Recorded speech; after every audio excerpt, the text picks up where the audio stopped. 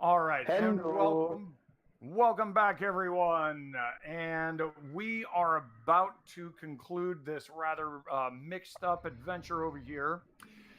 We currently have infiltrated Castle Zadrian in search of Sir Timoth Zadrian, who potentially has some information regarding the spiral. That is to say, that symbol that seems to be connecting all of you, and that odd event that occurred in the sky 1 month ago. A week ago, the Twilight Temple lost contact with him after he was supposed to provide some information, and in investigating, you found out that there is something odd going on inside of his house, kind of jumping in and out of dimensions, or different kinds of portals. Who knows? And there was also reports of your friend Praxis, the Umber, the blue dragonborn, and kind of a herald for Nodisa, was also seen there. After entering inside, you guys quickly actually broke the party into two, which was actually quite fun. I genuinely enjoyed that. And you both parties quickly realize that time and space is a little wonky here, and you're not exactly too sure why. Doors are not going where they should. There's entrances and fireplaces. Time is stopping in certain locations, so on and so forth. Eventually, the group met up with and actually managed to befriend, which, to my surprise, managed to befriend Girlzik, the Magnificent, the Kobold Mage, who had hired a thief to help him break into this house in an attempt to follow Praxis the Umber. So you have another person in this vicinity who has some connection to this symbol, and he has agreed to help you. He's been stuck in this house for the past few days, so he thinks. He directed you to where Sir Timoth last was, his sepulcher. You went to the second floor of the house and entered a door and entered to where you currently are, a sepulcher. This is basically a kind of not a religious laboratory, but this is one of his workplaces. Uh, inside of this workplace, Sir Timoth was blasted against the wall in this kind of grotesque imagery, a hole inside of his body opening up into another dimension, placing him inside of the wall itself as a part of the house. Outside of that hole came a number of ghouls, which exited him and tried to attack you, all while he was still relatively alive. Artonis was able to grab what appeared to be this person's journal, and inside the journal there was information about his attempts to combine dimensions and hop between dimensions, and also a mention of someone who could help him. And that was the last mention, a dragonborn that he would be seeing soon that could help him. And currently, you have dispatched of the ghouls. Artonis was finally able to read the book, even though there was a magical trap on it that prevented him from really even wanting to look at it. He managed to eventually overcome that, and now Timoth is warning everyone that when he dies, the house will die as well, and he seems to be in not too good shape, although as well as one could expect with being fused to a house and have a dimensional portal in one's chest. So, he's doing okay for that. With that Oh, said, you have your kobold friend, and I'm gonna grab. I don't know where his icon went off to. Where's He your icon? scooted away. I know he scurried away, little ah, bastard. well, There he is. Tweet that Tailburn once looked worse. There we go. So here's our little kobold friend. And so he is with you, and he has told you that he's stuck in this house, and he thinks that you have to kill Timoth. And Timoth is trying to tell you to go inside of whatever this portal is inside of him, that the dimensional web that created all of this chaos in the first place started in his laboratory, and he was gesturing towards himself, indicating that the laboratory might be what through whatever doorway is that's in his person. And I now leave this to you. This is where we ended, and this is where you shall begin making a decision on where to go from here. Do you wish to kill him, put him out of his misery? Do you wish to see what is beyond the doorway? Do you try and follow Girlzik the Magnificent and find another way out of here? It is up to you. Yeah, going in. I mean, I'm pretty sure we agreed last time we were going in. That's what I remember. And like, if no one has any issue, I will lead the way. Alright. Go ahead, Dragonfly. Let's travel through. As long as you yeah, I mean, Yeek practically already jumped in because saving that man. Yeah, that's how pretty much how we left off. Yeah, the Yeek was jumping on through, and Zarn was following behind. Okay. The rest can still do decisions, but... Nope. The clips popped off for a sec. There he is. Eclipse has returned. Welcome back, Eclipse. Eclipse. Hello. Hello. Eclipse. Things got spooky. Oh no. Venerable GM. I think we crossed the dimensions, and now Eclipse. Flakes, this is why we don't jump into dimensional portals, because Eclipse just dies after that. That's probably the start of the alien invasion. That's why we I lost know, you contact jump with in them. and I don't. All right, can There you he hear me is. again? Yep. Yes. All right. So you can hear me? Okay. Yes. So let's do then that. Where is Yeek? Let me see. Where is he? Yeek. I'm going to take you over here. Who follows after Yeek? I assumed Zarm. Definitely Okay. Zarm. Zarm was next. Zaram does. Got it. And after Zaram, if anyone, and meanwhile, you've got this little kobold back here. He's imploring, don't do it. Don't do it.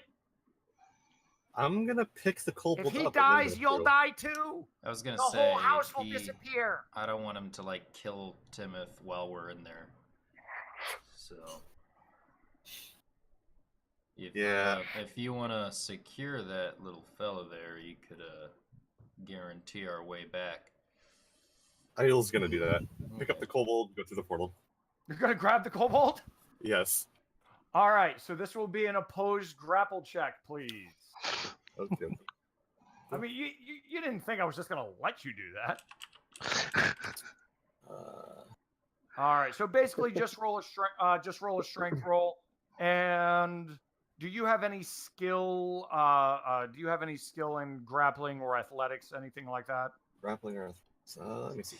Grappling isn't a skill because I have- athletics is. I have 2 in athletics. You have 2 in athletics. You know what? Make it an athletics check because this guy's going to be a little wiry. Try to get away. Okay. So who I'm gonna assume it's Fleeks, but who drew the eclipse on the It was Fleeks. huh? So Ayul, while you're off doing that, while you're off attempting to do that, who is going in next? Is anyone going in next?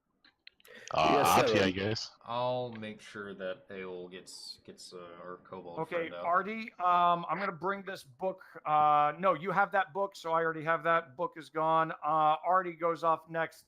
So Aspen, you're watching Ayul scramble around, and this kobold is slipping out of his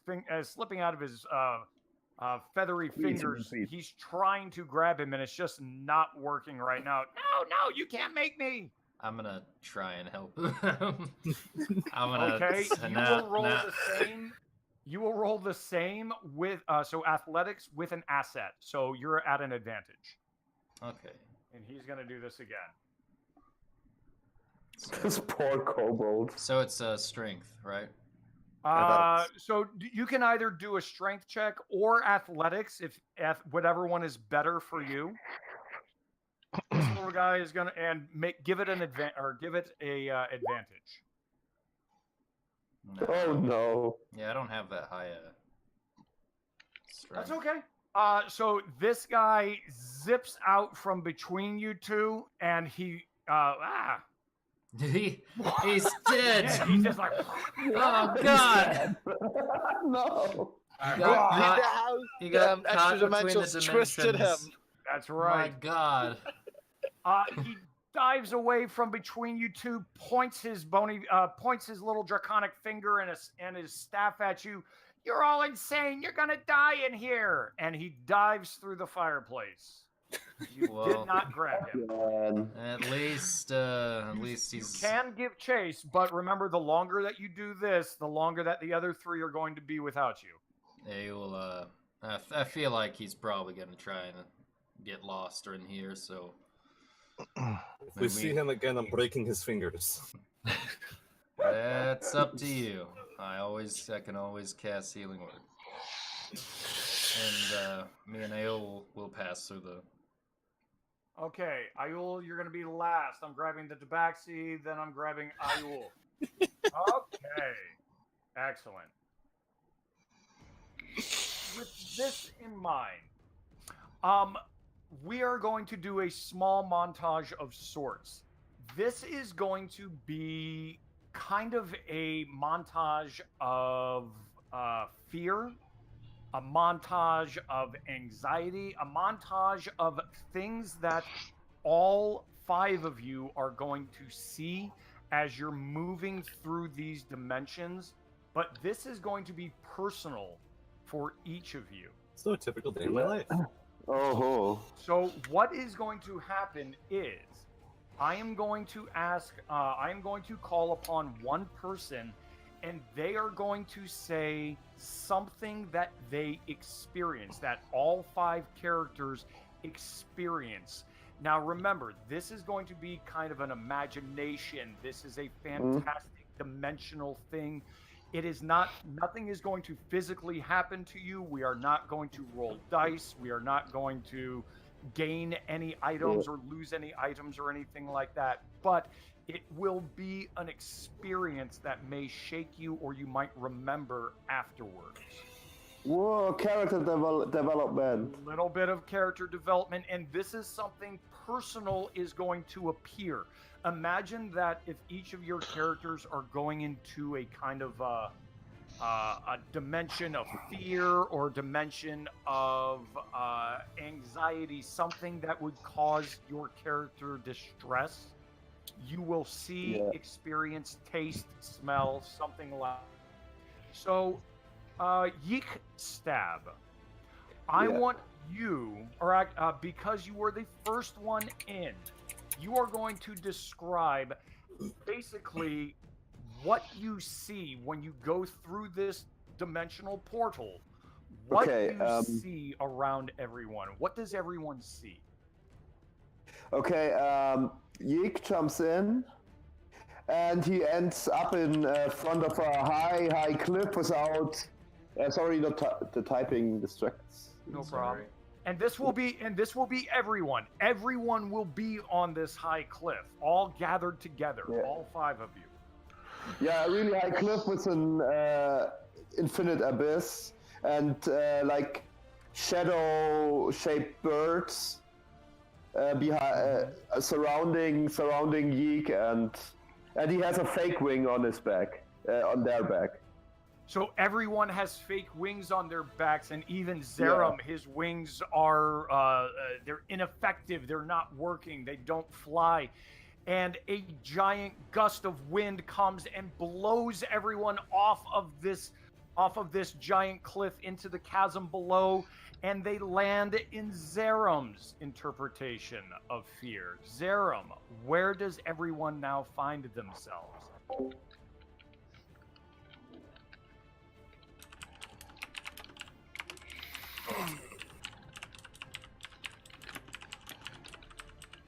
Okay, I'm trying to think of how to interpret Okay.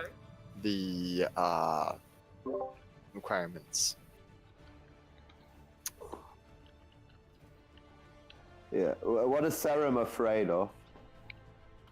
Oh no! Don't tell me. Don't tell me. You have to describe it abstractly, I think. Yep. No. This is for you.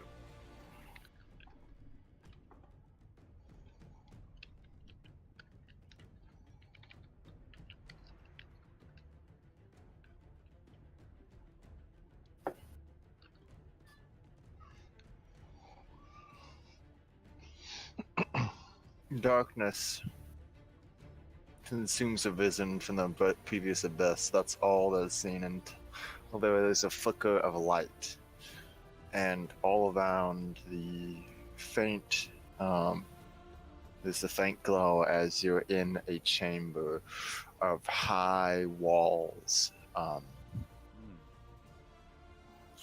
There is walkways in 4 directions. In the center is a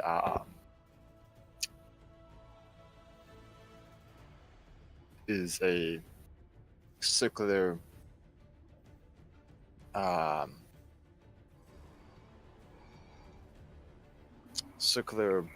like platform with carvings all on it. The walls have are inscribed deeply with arcane and ritualistic symbols. Along with the ground as well.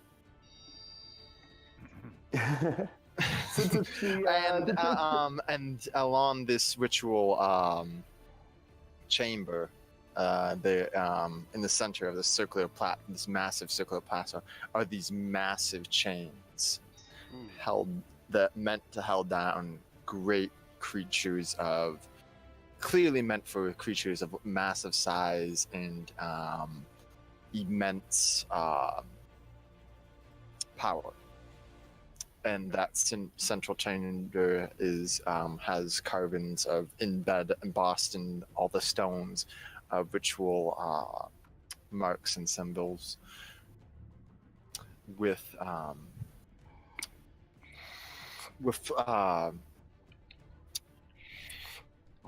little canals that meant for like maybe arcane power or other uses in the ritual process. Brutal. So that is what everyone is seeing. That's what everyone is experiencing as they look through this darkness and the flickers of light beyond. Yeah. Yeah. Okay. And moving. I'm sorry. What's that? Can I add bloody Kenku feathers to the ground since it's the ground of the cliff? that would work to connect it all together. Yes. Yeah. Okay. And as the 5 of you are traversing through this runic torture chamber, this cage, this gigantic place, the images shift into what, Artonis?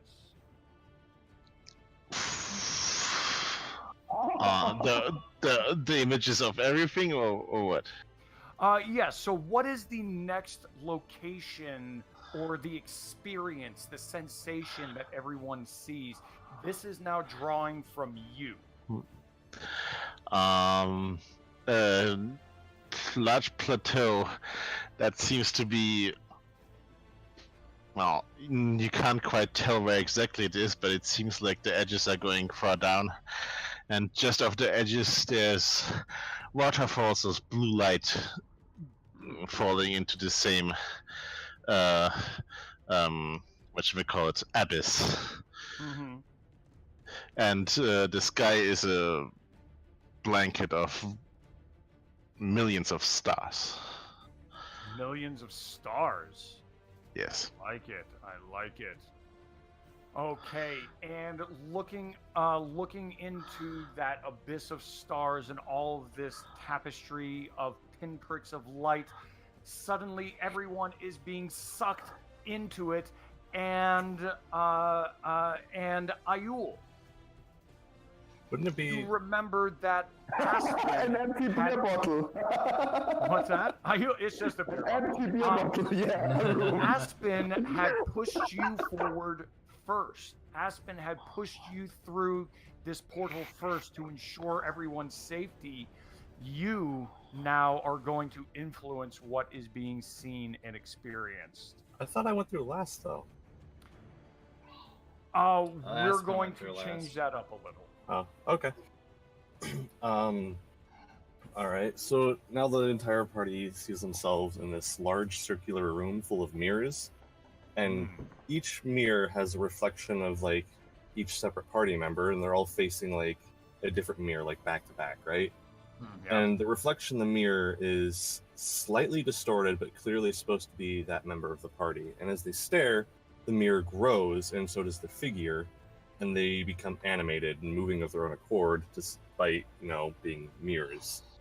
And each figure in each mirror starts speaking in that party member's own native tongue, Ooh, and throwing insults at them and trying to make them feel diminutive and small and inferior. that is amazing. That is amazing. Okay, and what is the transition to the next scene? What is the transition to to this final scene? Spontaneously, the mirrors all shatter, and then I guess it would be Aspen's turn. All right, Aspen.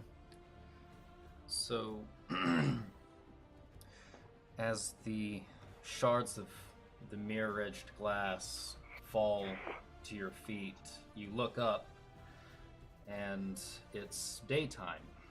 You seem to be adrift by a small creek, surrounded by tall, very high reeds, and you all seem to have, looking around a bit confused. You don't seem to see your companion Aspen anywhere, but towards the side of the small pond, you do see a small tabaxi cub. Can't be any older than maybe 4, as he's sort of playing with some of the reeds in the water, and eventually he seems happy. Seems really happy, and you almost forget some of the horrors you have seen in just this simple child playing with a leaf and reeds. But he begins to make his way through it, and curious, you follow as you have nowhere else to go. And as you see him sort of begin to wander out into this larger prairie, all you see are fires, caravans on fire, alight. No sign of invasion or attack, just burning bodies as the cub freezes and locks up. He abruptly runs to one of the carriages particularly. As he looks inside, and as you guys eventually see, you see 2 figures in the far back of the caravan, hard to see, and you only see silhouettes as their bodies are covered in flames. This small cub tries to reach into the fire to grab them, of course not realizing what, fire and the dangers of it, so his fur begins to get burnt. He can't deal with the pain, so he leaves. As the daylight shifts into shadow, a mist surrounds you and transports you into alleyways of different streets. None of it makes too much sense. It all looks like a massive alleyway leading into other alleyways. As you see a scruffier, more older version of your companion Aspen looking through trash, trying to find a meal, but oddly enough, with a smile on his face. And eventually, the shadows end, and you're taken back to whatever Eclipse has planned for you. All right, intense all around, intense all around. And that image itself, as touching and as touching and moving as it is, everyone feels like they start to stumble. They stumble forward into, again, this moment of blackness, and then a moment of clarity and blue and purple and white shimmering all around. However, each of you is alone, and yet each of you sees one thing. And give me a moment and I will explain to everyone what you see.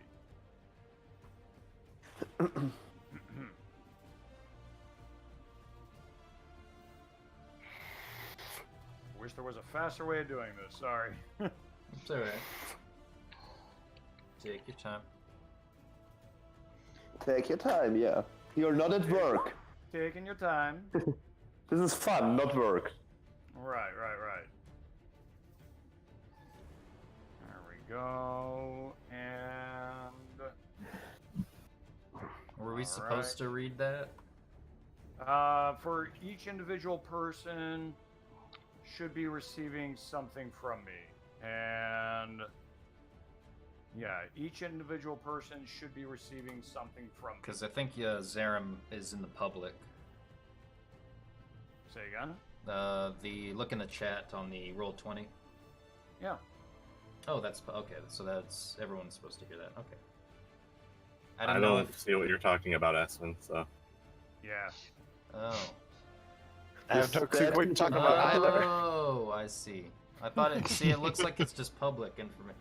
Everyone can just watch the Twitch. Everyone who watches the episodes of Beast of Burden are gonna see anything that I see. So, to be fair, You don't see what I see. What I sent to you. Hopefully, no one else is going to. But each of you should have received a single piece of information of what you experienced in that ethereal world. Again, this is that same similar world where you experienced your vision of the thousands upon thousands of creatures after that the explosion of light that month ago. This is the same location, and alone you see an image that I have presented to you. That I can see it. Or is it the runes around the sepulchre walls? Or I how should to have handle said, call? there should be a text to everyone in Roll20. Ah, okay. Pardon me. No problem. Now, when each individual attempts to react to what they see, that is the... Yes?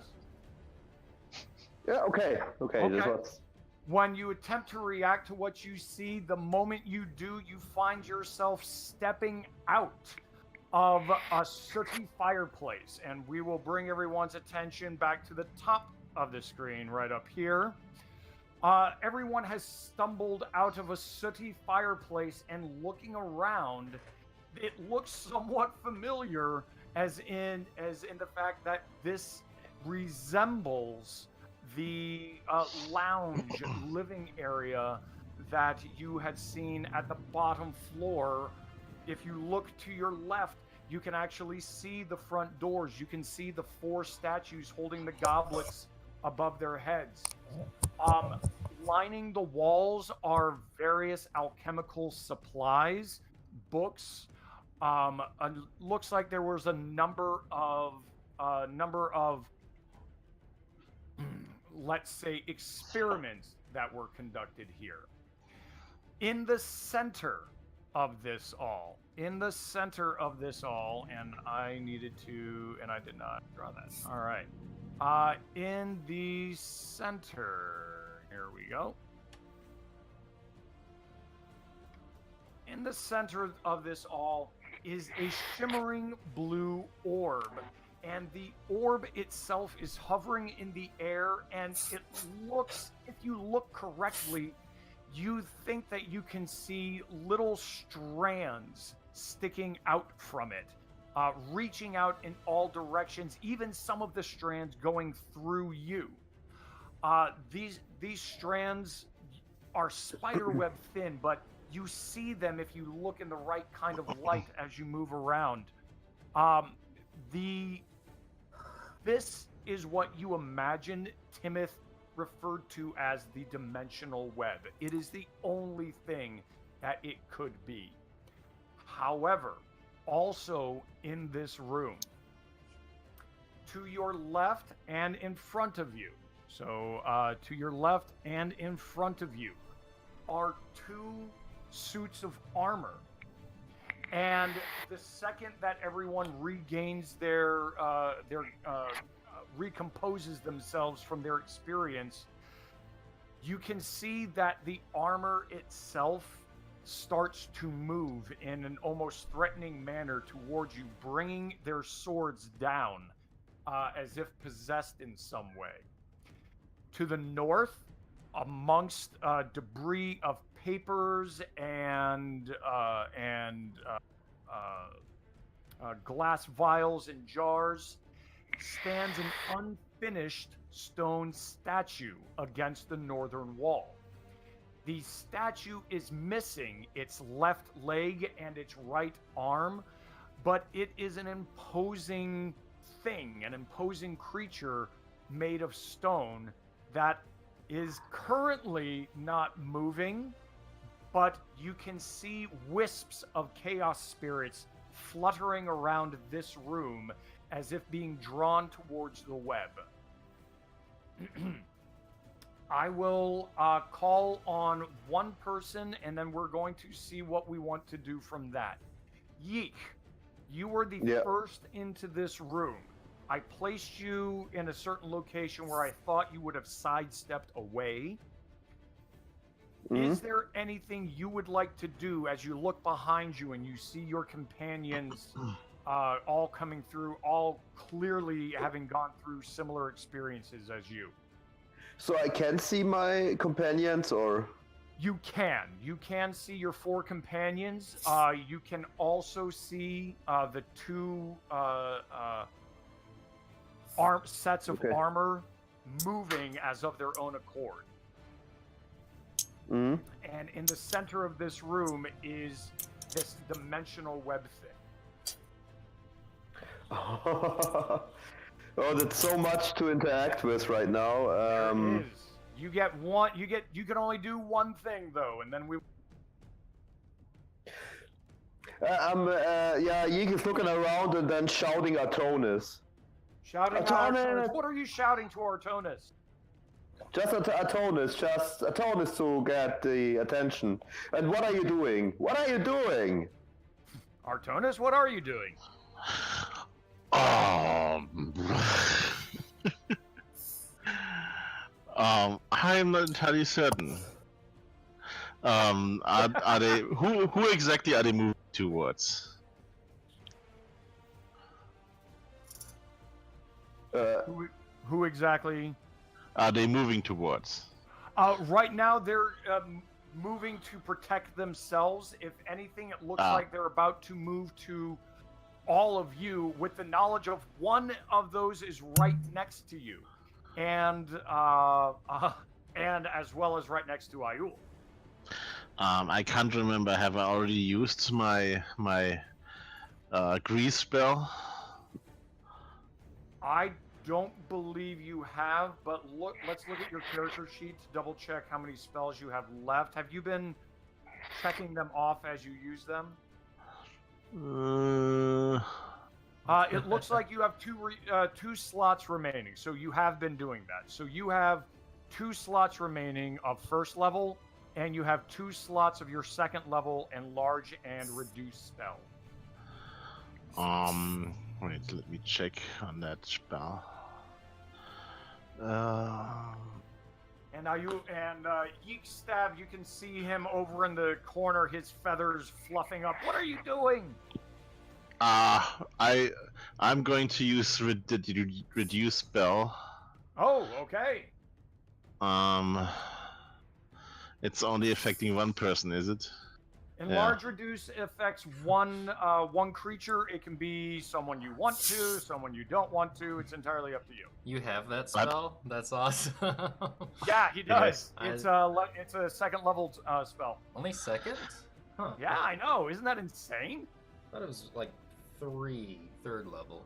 I don't know. It's a second level spell. That's Which spell? hilarious. Which spell again?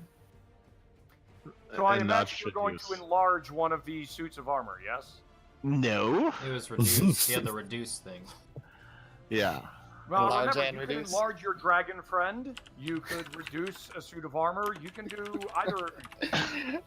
I do want to remind people that didn't someone have a potion of enlarge from the Yes, Serum. Serum. Yep, Zerum does. You gave it to Serum because it Now- makes sense. If Zerum deigns to have it necessary, he can use that. I'm going to reduce one of those suits of armor. Are they in any way different? Is one of them like? They do not appear to be different. It looks as if these are just suits of armor, just above board. You would have met them if you had not would have met them, but you would have seen empty spaces in the house had you gone into different rooms. Those spaces would have been these suits of armor, so they are simply adornments in the house that are now being controlled by these chaos spirits. All right, then I'll just use it on the closer one of them. Closest one. Okay, this closest one. Let me double check. So I think you have to, 1, concentrate, and 2, it has to make a Constitution saving throw. If it makes the saving throw, there is no effect. So, what is your spell level? Well, 2. No, I'm sorry. Your casting spell DC. Your casting DC. So if you... I'm trying to. Your spell save DC is 13. It's 13, yeah. Yep. So I'm going to roll a Constitution check for this animated armor next to you. Here we go. Ha. Oh no! So you look at this armor, stick out your scaled hand, and mutter an incantation, and it starts to shrink in size, completely in size. So I will make an indication that this target is reduced, just so everyone knows this is now a small set of animated armor. Remind me It never has- to piss you off. It has a disadvantage on strength checks and strength saving throws, and its attacks are going to do less damage. And unfortunately, that's about it. But it's going to. It is amazing what you just did. I love it. So if anyone misbehaves from now on, I'll just do that and then eat him. Just so. And then eat Yeah. it. So it is basically consider that it has gone from basically 5 feet tall to maybe 2.5 feet tall. But Nah. can I step on it? Not if you want to get poked in the foot or tail. Stick a few. All right, Artonis, do you wish to move? It is currently not engaged with you, so it won't have an attack of opportunity. Yeah. Okay, so you're zipping back over by the fireplace, passing by everyone. Yeah. Okay, so Artonis, that is what you have done, and I'm gonna give. So Yeek, you're yelling at Artonis. Artonis ignores you, casts a spell. Zerum, what are you up to? Where's the second one? Second one is across the hall. You can see the hedge garden behind on the window behind it. You can also see little wisps of chaos spirits kind of giggling and floating around as they're looking for things to infect, so to speak. Whoa. That was amazing. Sorry. That was an interesting timing. It's like they're looking for things to infect. Sirens go off. You're welcome. Oh gosh. All right. Right. Sorry.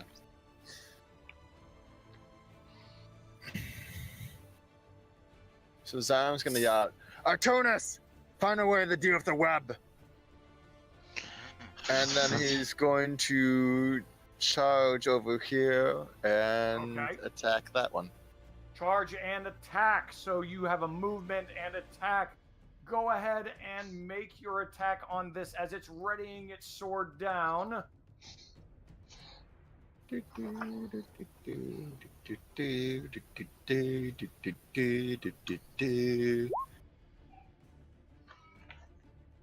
what? The 17 is not going to cut it. Ah! Your teeth chomp onto this metal arm, and while you hear screeching and scraping, you do not appear to be slowing it down in any way. Not because your attack itself is not going to work. You just mechanically, you hit the AC. I just barely scratched it and it moved out of the way. Now you are close, but it was able to maneuver away. You did not do any damage to it whatsoever, more than some visual scrapes and scratches. We will go with Ayul next. Hello. Hello. So how? This thing's shrinking right in front of you, and then the Dragonborn ran away. I have to ask, how significantly did our little ordeal going through the portal affect us? I will leave that up to you. That's up to the players. Mechanically, it did not. It did not affect anything right now. This was more for a role play and to see what you guys would do with each other.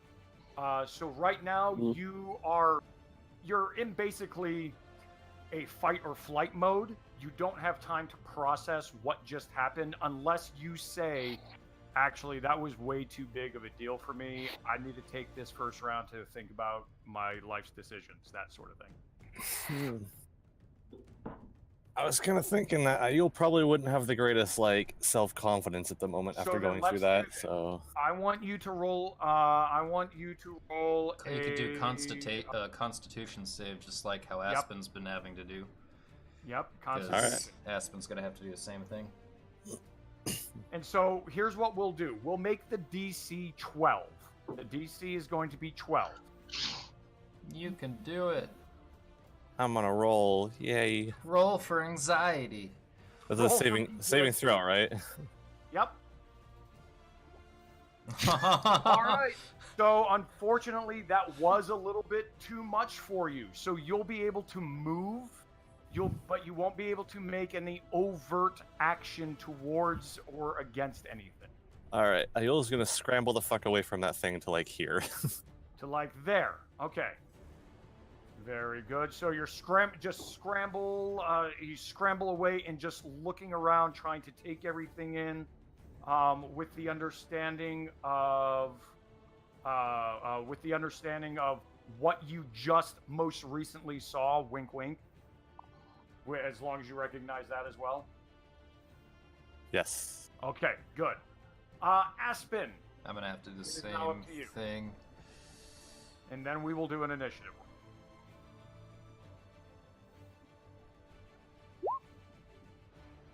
All right. Likewise, Aspen, it was just a little bit too much. You've been jumping in and out of too many fireplaces here. You again can move, but you cannot take an overt action to protect or attack or anything of that sort. I think he's gonna stay where he is. Staying where he is. Okay. Staying where he is. At this point in time, one of those spirits hits another one. Kind of imagine two particles smashing into each other and causing a light. They do that and they grow. And then a third one hits that light and it grows again. And that light of all three of these chaos spirits merged together flies into this giant stone statue. It is not going to act this turn, as it is still being, as it is still gaining its consciousness, so to speak. Hold on one moment.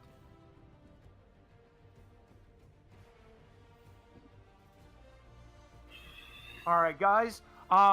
Go ahead and roll initiative, and I will be right back. All right. I like initiative. Wow, goddamn. Only I and Artonis did it right.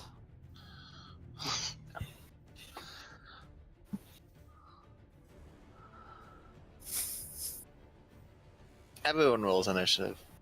Yeah. So 13, 8, 10, 21, and 6, so... You're pretty fast for being dazzled. Yeah. I mean, Aspen's been having, like, PTSD, like, all the time in our last journey. Because he got it once. I think he got it again. And this will be, like, the third time. Or I think he's had to roll, and he succeeded once. This is the first Just time wait. Ayul's ever had to deal with any kind of reaction. Just wait until Yeek reacts to what Yeek saw. Oh gosh, that's gonna be causing all sorts of chaos. I can I'm just sure. imagine alarm shrieking. I mean, if you wait, like, probably an hour or so, my alarm will go off again. That was quite the alarm. I didn't. Yeah, I turned it off super quick too. So it seems to freak you guys out pretty easily. We've got stuff to hide, you know? Yeah, I remember you on the one guy who gave you a note. I know. Yeah, right.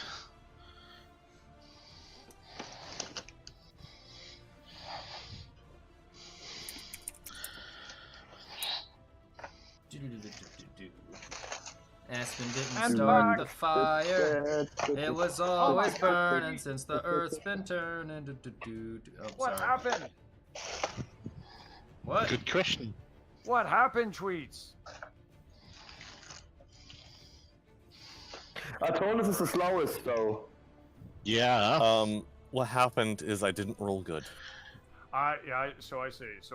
So we're going to grab every.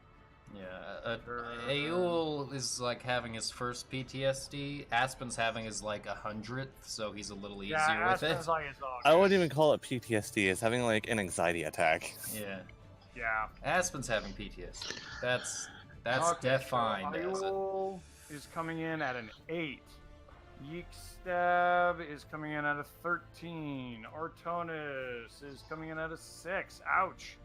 I guess he has also PTSD. Yeah, I know. Aspen is coming in at a 21. Zerum is a 10.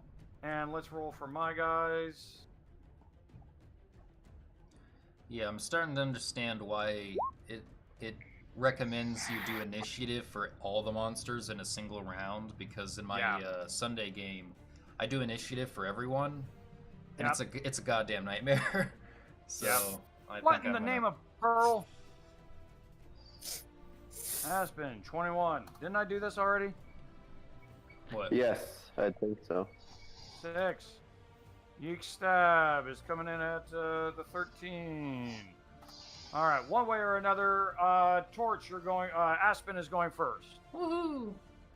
So you also see these other wisps that are still around have started to hit various books and magical bric-a-brac and knickknacks and vials and potions, and they're starting to levitate in the air. That would be represented by this guy, but they're pretty much all around. Okay.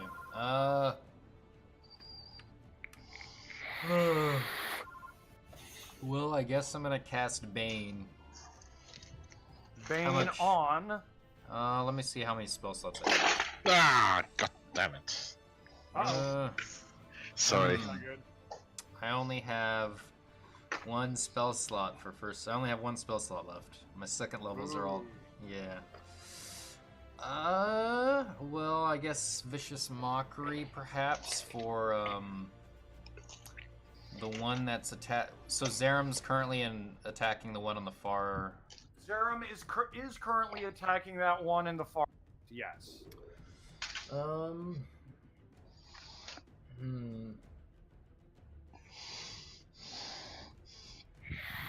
Because I'm debating on doing it to that to give it disadvantage so that Zeram has a better chance of not getting hit, or doing something about the books.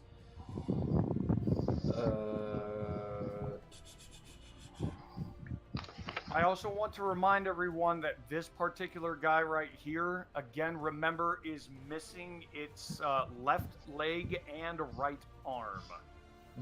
Oh, a riddle. That's Not true. necessarily. It looks like it's unfinished. It looks like the statue itself is unfinished. I'm gonna point my finger to the one that Zeram is currently in conflict with, and I'm gonna say, "Careful, he comes with a can opener," and I'm gonna cast Vicious Mockery. Vicious Mockery on you. All right, I love it. So that's a D4, and it'll have disadvantage. So give me a second. No problem. And a Wisdom saving throw. That's a full 4. All right, let me do a Wisdom saving throw. See if the animated armor even cares. It's a -4 at Wisdom. I don't think it has to do a... Wait, nope, it must succeed on a Wisdom saving throw. Got it. Doesn't matter, it did not. So, All right. oh my god, that's brutal. He comes with a can opener. So he takes 4 damage and has disadvantage on the next roll. 4 damage is good. That is good. These guys don't have much HP, but they are hard to hit. Okay, do you wish to take a movement?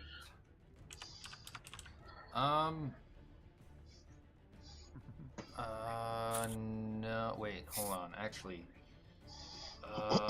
what do I do for...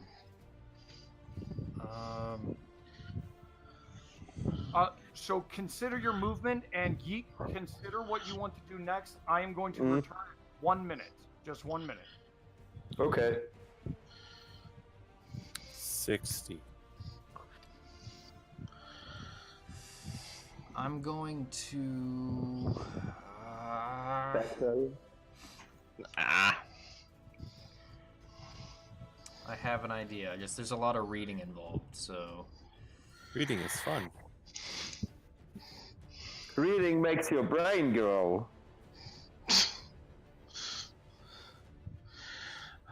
Just for shits and giggles, I'm gonna expend one of my bardic inspirations to deal,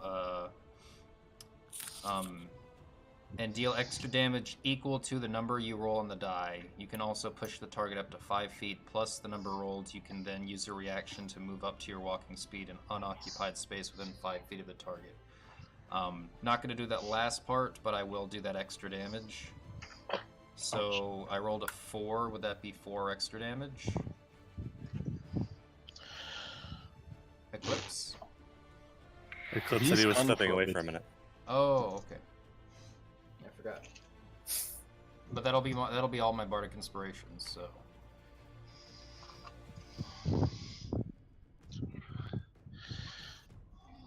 Actually, I don't know. Do I want to do that, or do I want to save my bardic inspiration? Damn it. I think maybe it'll be used for a better time. I don't think I got anything else for bonus actions.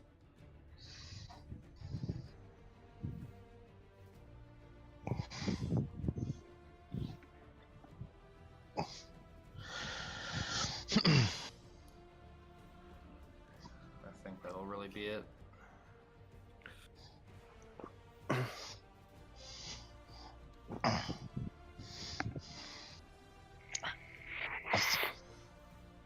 So how is everybody? Good, good. Tired. Well on my way to being drunk, apparently.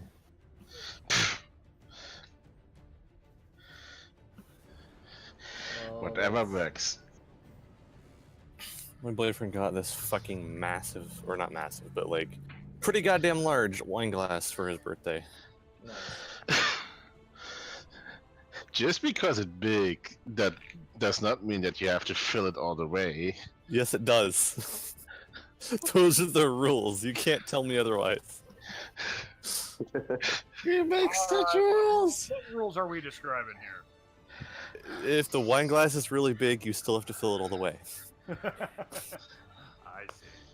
Alrighty, Yeek, what is going on? I had a kind of thought that there are armors, right? They are what? They are normal armors, right? Just possessed. Basically, they are metal armor. Yes, that is what they are. Could I steal body parts from them?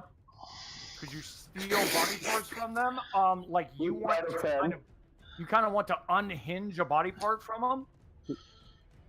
Like a weak point, something that's loose. I love your idea, but these are being controlled by a spirit, so it's not that dismantling it will take it away. The spirit will just inhabit the thing itself. Oh, okay. Yeah. Then I will use my cunning action to the use item for the use item thing. Okay. And give the flask of mercury to Atonis because he's the magic guy.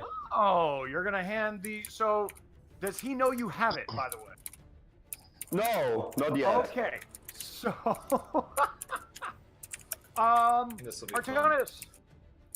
Artanis, your little feathered friend is shoving a flask of quicksilver in your snout. Not in your snout. Oh, just like right, you're holding it up to him. He's like, take this. Yeah. Mercury, quicksilver, yes. Mercury, quicksilver, same thing. Atonis, what's your reaction? Confusion. So. Yeah, I saw. I found this on ground here. I found it on ground. Alright. Be able to recognize quicksilver. Yeah, but I don't know what to do with it. Artie, you're the magic guy. You actually do. So, I will the just. body. The body, the first body or the first? I don't know what it was. When you read his journal, you remember it talking about he knows how to dismantle the web if it ever came to be, the first spirit and the fourth body.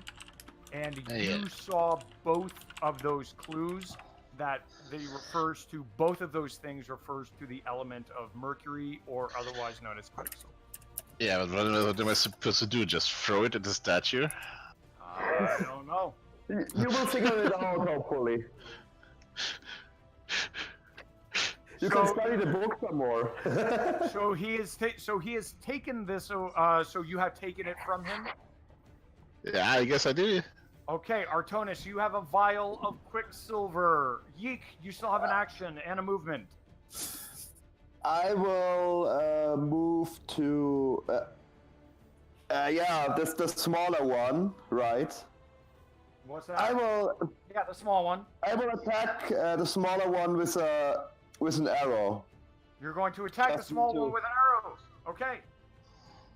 Yeah, I throw the arrow at it. No. Throw the arrow at it? My bow. No, I use my bow. So just give me a second. Just need to second. It's a bit hard to do on my iPad, but yeah, there we go. Yeah. My pen. Did I use it? Yes. Nice. Okay, wow, you do some good damage to that. You toss the vial of quicksilver over at your very surprised dragonborn friend, and you turn around and whip out your short bow and plant an arrow firmly into a metallic joint of this diminished armor in front of you, much to the surprise of everyone looking around. So I'm looking at the dragon like, ha. Ha. No, actually, flavor information, Yik seems very, very freaking angry. Very, very freaking angry. He seems very angry with you, Artonis, yet he's giving you things. Generally angry. Yeah. And Yik unloaded its anger at this thing. That's why the damage is so high. Okay. Anyways, I'm not going to do a movement. No. Not going to do a movement. All right. In that case, Zerum, you hear a whip and a twang from behind you. Strikes into the diminished suit of armor. You still have this one in front of you. It has a magical shimmer of some sort of a curse about it. What do you do? Bite it again. Bite it again is entirely possible. Serum? I forgot I was muted. I will bite it. Zerum is I will bite it. A phrase so often uttered by dragons. I will bite it. Yeah, just bite it. Until the problem is solved. Oh, look at you. Okay. Yep. That is a fantastic bite. And you chomp down into one of the metallic arms of this creature and rip it down. Everyone can hear metal striking against metal as he rips one of these arms. The arm with the sword is still in play, and it's still threatening at Zerum, but that was a fantastic attack, Zerum. Well done. Do you wish to take a movement or a bonus action? No. No. All right. So, with that said, the armor facing Zerum is going to try and attack back. It's going to try and take something off of you here. All right. And just so everyone knows, I'm going to show this real quick. These armors get multi-attack. So it is going to take this sword and slam down twice.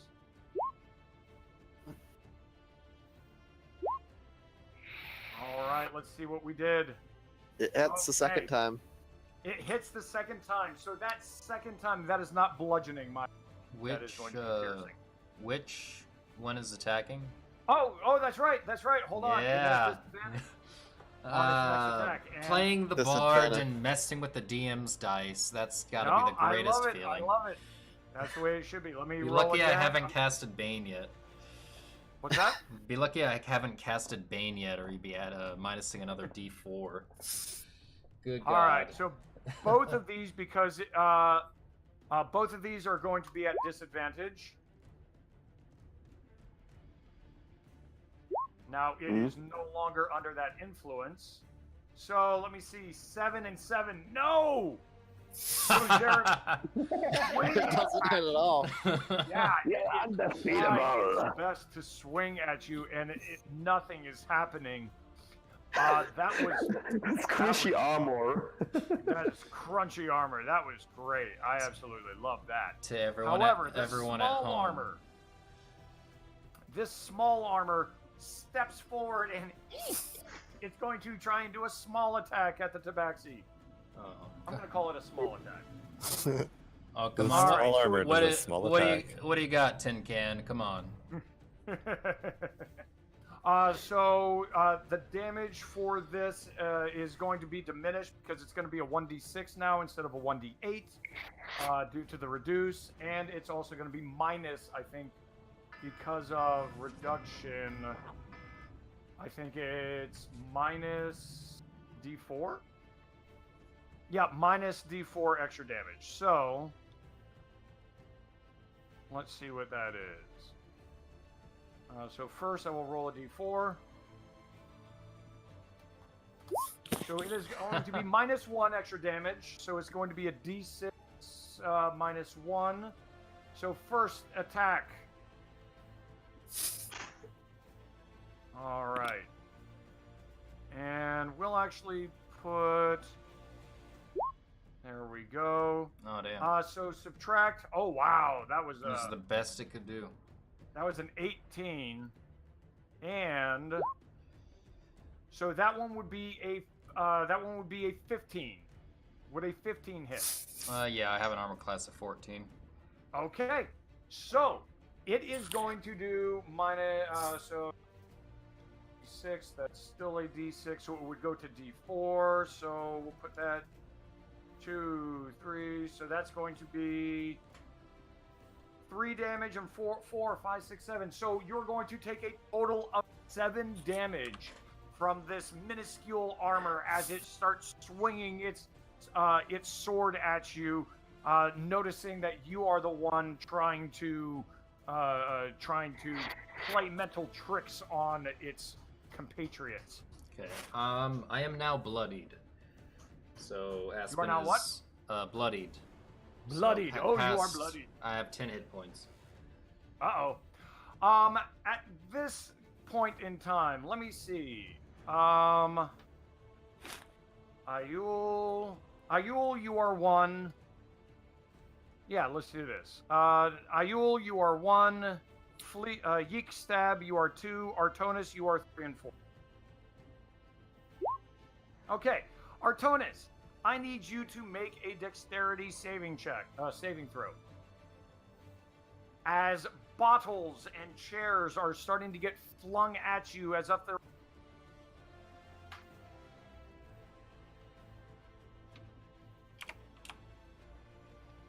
Hello? Uh-oh. Artonis? Yes. So, Artonis, there are random bottles and books and chairs and items that are being flung around the room as these spirits are starting to possess them and fling them at the party. I want you to make a dexterity saving throw to see if you get hit by any of them. All right. Come on. Dexterity. There. Okay, you're good. You managed to bat them away, and you're blocking with your arm, and you've got that giant sword still that you're just turning around, and the bottles are hitting that. Okay, Ayul, there's a little bit of chaos going on, and there's this giant shimmering ball. There's 2 suits of armor, things flying around. There is a giant statue about ready to wreak some major havoc. Yes, that is a lot of things. It is.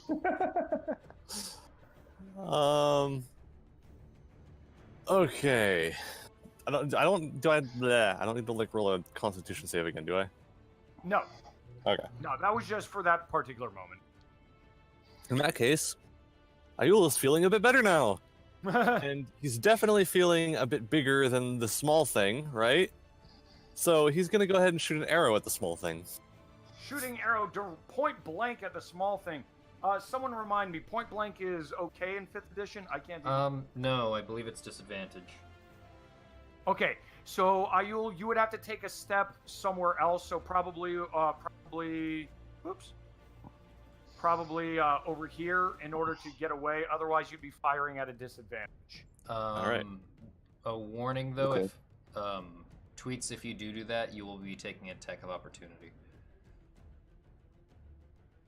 Huh? So- What is going on?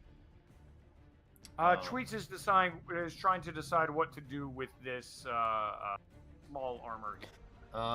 Yeah, Do you have any other Okay. melee weapons, tweets? I do, but none of them are quite as effective as my bow. And as we have learned, these things are kind of hard to hit. You can drop, like, if you drop the weapon, you'll have to spend a bonus action or an action to pick it up. But if you drop it, you don't take a penalty to drawing out a different weapon. I thought we didn't anyway. I thought that's just how. I don't know how Eclipse does it. Clips, is it free action or a bonus action to swap weapons? It's a free action. Okay, so then you can just draw a different weapon real quick and deal some amount of damage. Now that is entirely up to you. You can attack at a disadvantage. You can move and possibly be attacked. You can attack with a different weapon and try something else. It's whatever you wish. I'm just giving you like a couple ideas on what you might be able to do. What's possible. I'm not too worried about being hit by this guy since I'm not too worried about being hit by him because he's so diminutive. So I am gonna actually do the move and try to move here. Oh, look at that! Stepped on the book. I can move. The book's book is fine. Yeah, the book's fine. I just kicked it out of the way. I was like, eh. Just kick it. Stupid book. All right, so it's gonna get 1 attack, and this is gonna be at a -3 for the size. And if it hits, it'll do -1 damage. Doesn't hit. Okay, so yeah, Nice. that's basically a 9, and it would. All right, so you're kind of safe on this. Yeah, and then I'm gonna shoot an arrow at it. Right in the melon. Okay. Do your worst. Nice. Oh. Mother of pearl. That was awesome. Okay. You plant. So there are now 2 arrows. Two arrows sticking out of this particular suit of armor, and you can see it start to stumble, and it's juddering and shaking as if whatever corporeal magic is keeping it together is beginning to diminish. Another shot like that and it will go down. But do you wish to continue moving? Nah, I'll stay where I am. Okay, so you are good. Artonis, it's been really crazy all around you. You've got some options on what you want to do. Do I know? It's up to you. So that's that statue. Can I use an Arcana check on it?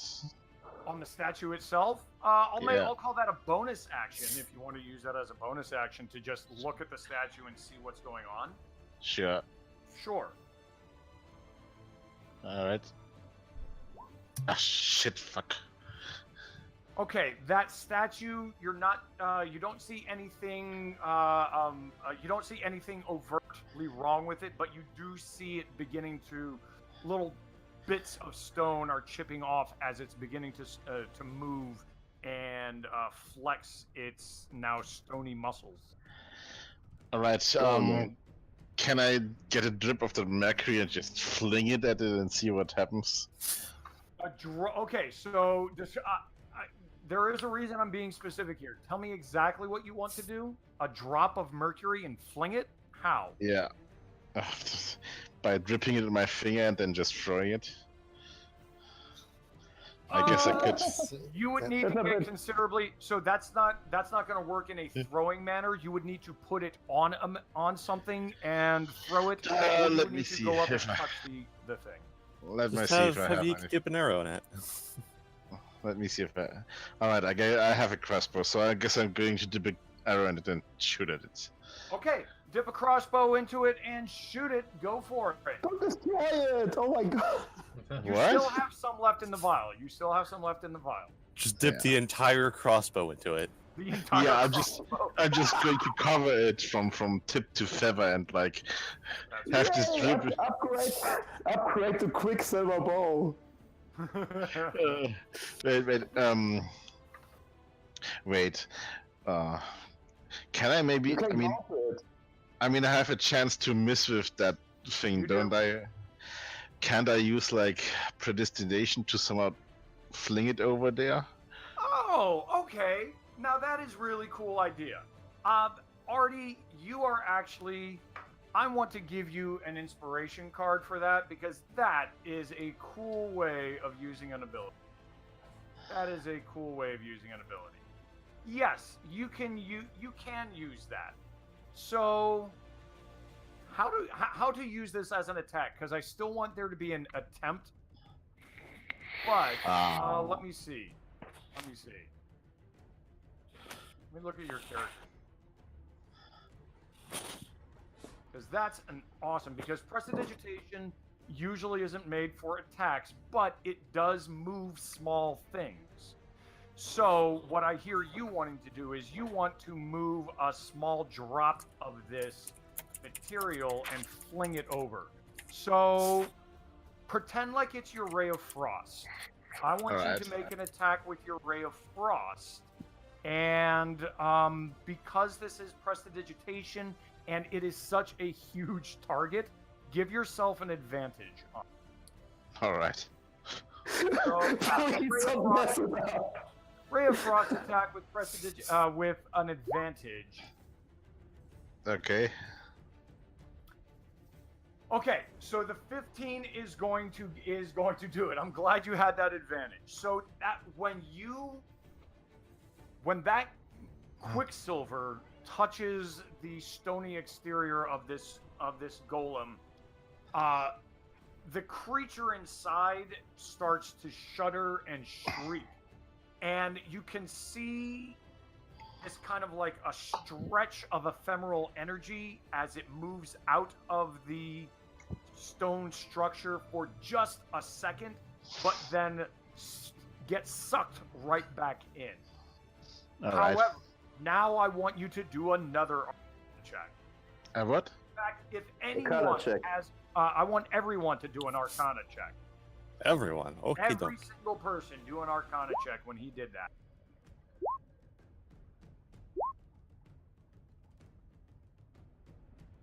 Just give me a second. Okay. There we go. Okay. Zerum and Torch. Zerum and Torch. You are the only two that recognize them. But you remember when I said that there were strands of like spider-like silk strands coming from that blue orb stretching out in all directions? Yeah. You can see those strands moving with these ephemeral creatures, with these chaos spirits. They seem to be moving. Some of the strands are moving in conjunction with them. When Artonis basically touched the quicksilver to the stone creature, the strand that connected the golem, or at least the spirit inside of the golem, to the blue orb started to undulate and wave up and down and pulse back into the blue orb. Only for a fraction of a second. It was very easy to miss, but you two saw it. So, Artonis, for what you can see, it did cause this creature discomfort, but whatever was inside and animating it did not get expelled. It did not leave the body. You still have a movement, however, and a bonus action if you wish. Who has the best ability to hit that creature? I mean, who can throw the best, or who? I'm pretty damn good at my bow, I think. But take into consideration that something else could be possessed. So, for example, the heart. Fleeks, in all honesty, so out of character, you're not correct, but in game, you would not be able to tell them that information. You did not know that. Yeah, that was out of character. So. Yeah. So I mean, yeah. So keeping it in game though, you would not know to tell them anything like that. Yeah, he has no clue. That's why he gave the quicksilver. Yeah. Right. All right. But I can imagine Artonis yelling, "Who can hit this thing?" I mean, I can definitely see him yelling that. Yes. I mean, you could just walk to that thing. You could. I could, I guess. I mean, God, what the hell? I'm just walking over and smashing that vial on that thing. Why the hell not? Okay, not right now. You're not. That's a movement, but you're not gonna be able to take an action to do that until next turn. All right. Ayul, I need you to make a perception check. 1 second. Okay.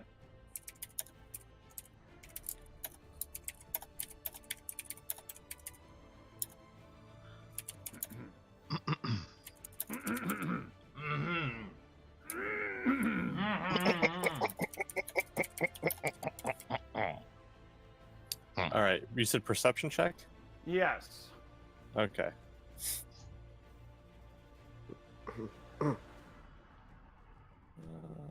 Where is my perception? There it is.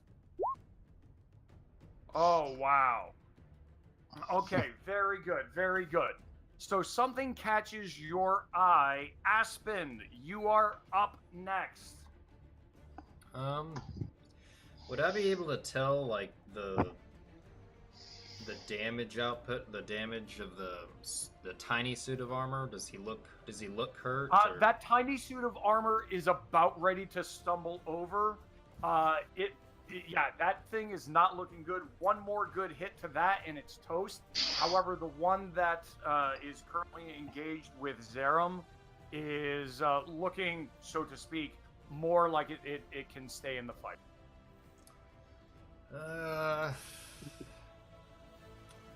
Aspen's pretty hurt, but he's gonna go.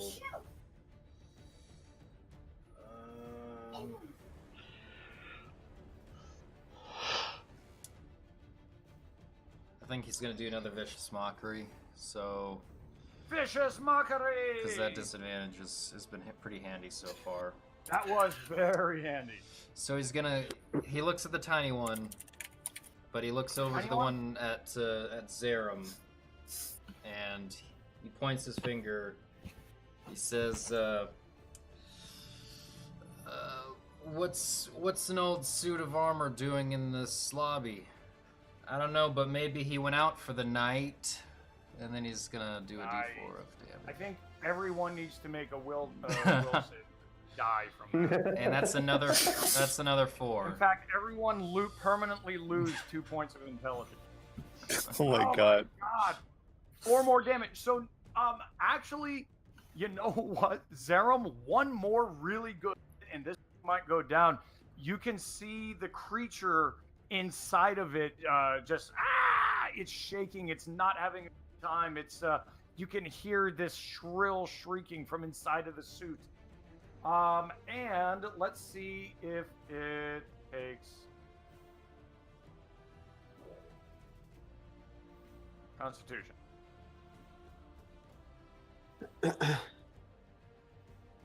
Will save DC?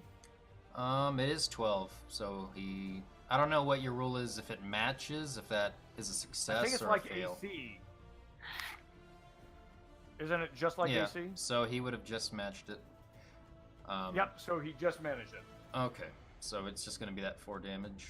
Yep, just the 4 damage. But that's still, that is still movement forward on this. That is still movement forward. Speaking of movement, do you wish to take a movement? You know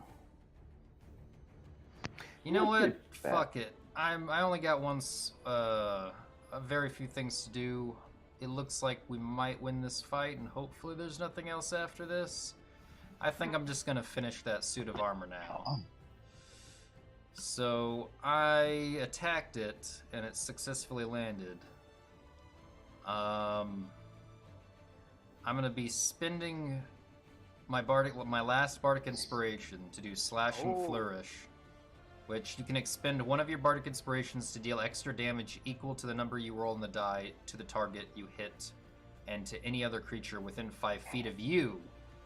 So I don't know if that's going to be something that, because I used a cantrip to do damage, if that's damage is still going to transfer to the small suit of armor, or it's up to you. It doesn't seem like it's meant for spells, but it doesn't say it isn't. Yeah, it doesn't say it isn't. If you can tell me a good way that you can make it happen, then please do. But mechanically, it doesn't sound like it should, because you're using verbal attack. I'm looking at the description. It says a weapon attack, so no. A weapon. Okay. In that case, I will still spend my bardic inspiration to give Aul a d6. So Aul, you have a d6 to anything you want, because you're going to be on the next d20 roll that you make, whether it's saving throw, attack, or anything like that, you're rolling an extra d6 if you wish. Yeah, you can save it for whenever you think you need a boost. So you're not moving anywhere?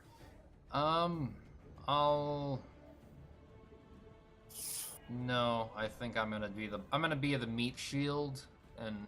That's so good. Be the meat shield. I'm hurt.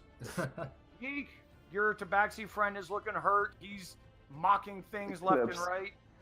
Yeah. Eclipse. Yes. You know that I still have a transformation potion. I do. I will be right back. Now, is this the one that I know what it is, but you don't? Yeah, the muddy one. Yep, the muddy one. Technical question, would they work on armors?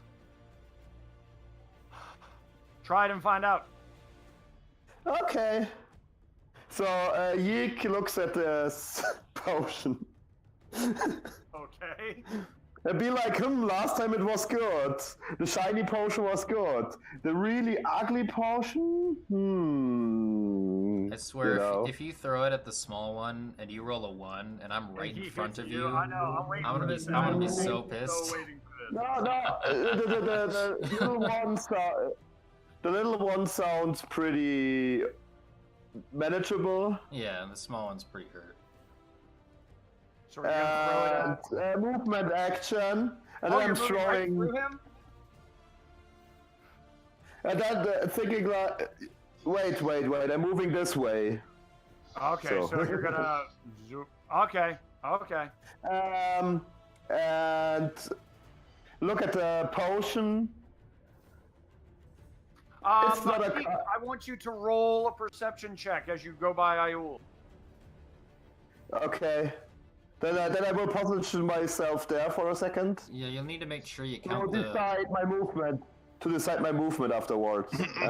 Make sure you count the squares as 5 feet, because you don't want to overstep them. Yeah. Should be. Well, the squares, the line won't do much good if it's just the like squares. 5, 10, 15. Okay, where was I standing before? So, just a second. Where was I standing before? How do I do that here? Yeah. Second, I have the wrong iPad. I'm sorry. So I was here, right? Yep. And I could walk there. 15, 20. Yep. 15. Yeah, that's 15. Yeah, okay. When I pass by, I hear something. I could recognize something, so give me a second. It's a bit complicated on the iPad, so just have a bit. Excuse me for a second. That's okay. Excuse. You said perception, right? Perception. Hello? Yeah. Ah. All right. Never mind. Keep moving. Okay. So nothing keeps me from doing. Nothing keeps you from doing what you were doing. So you get up next to this armor. You've got potion, and what do you do? I throw the potion at the suit of armor because Yeek thinks it's a good idea. Okay. Don't roll a 1. Don't roll a 1. Well, I mean, yeah. You do have to make a melee attack. You do have to make it. So, okay. Make a melee attack.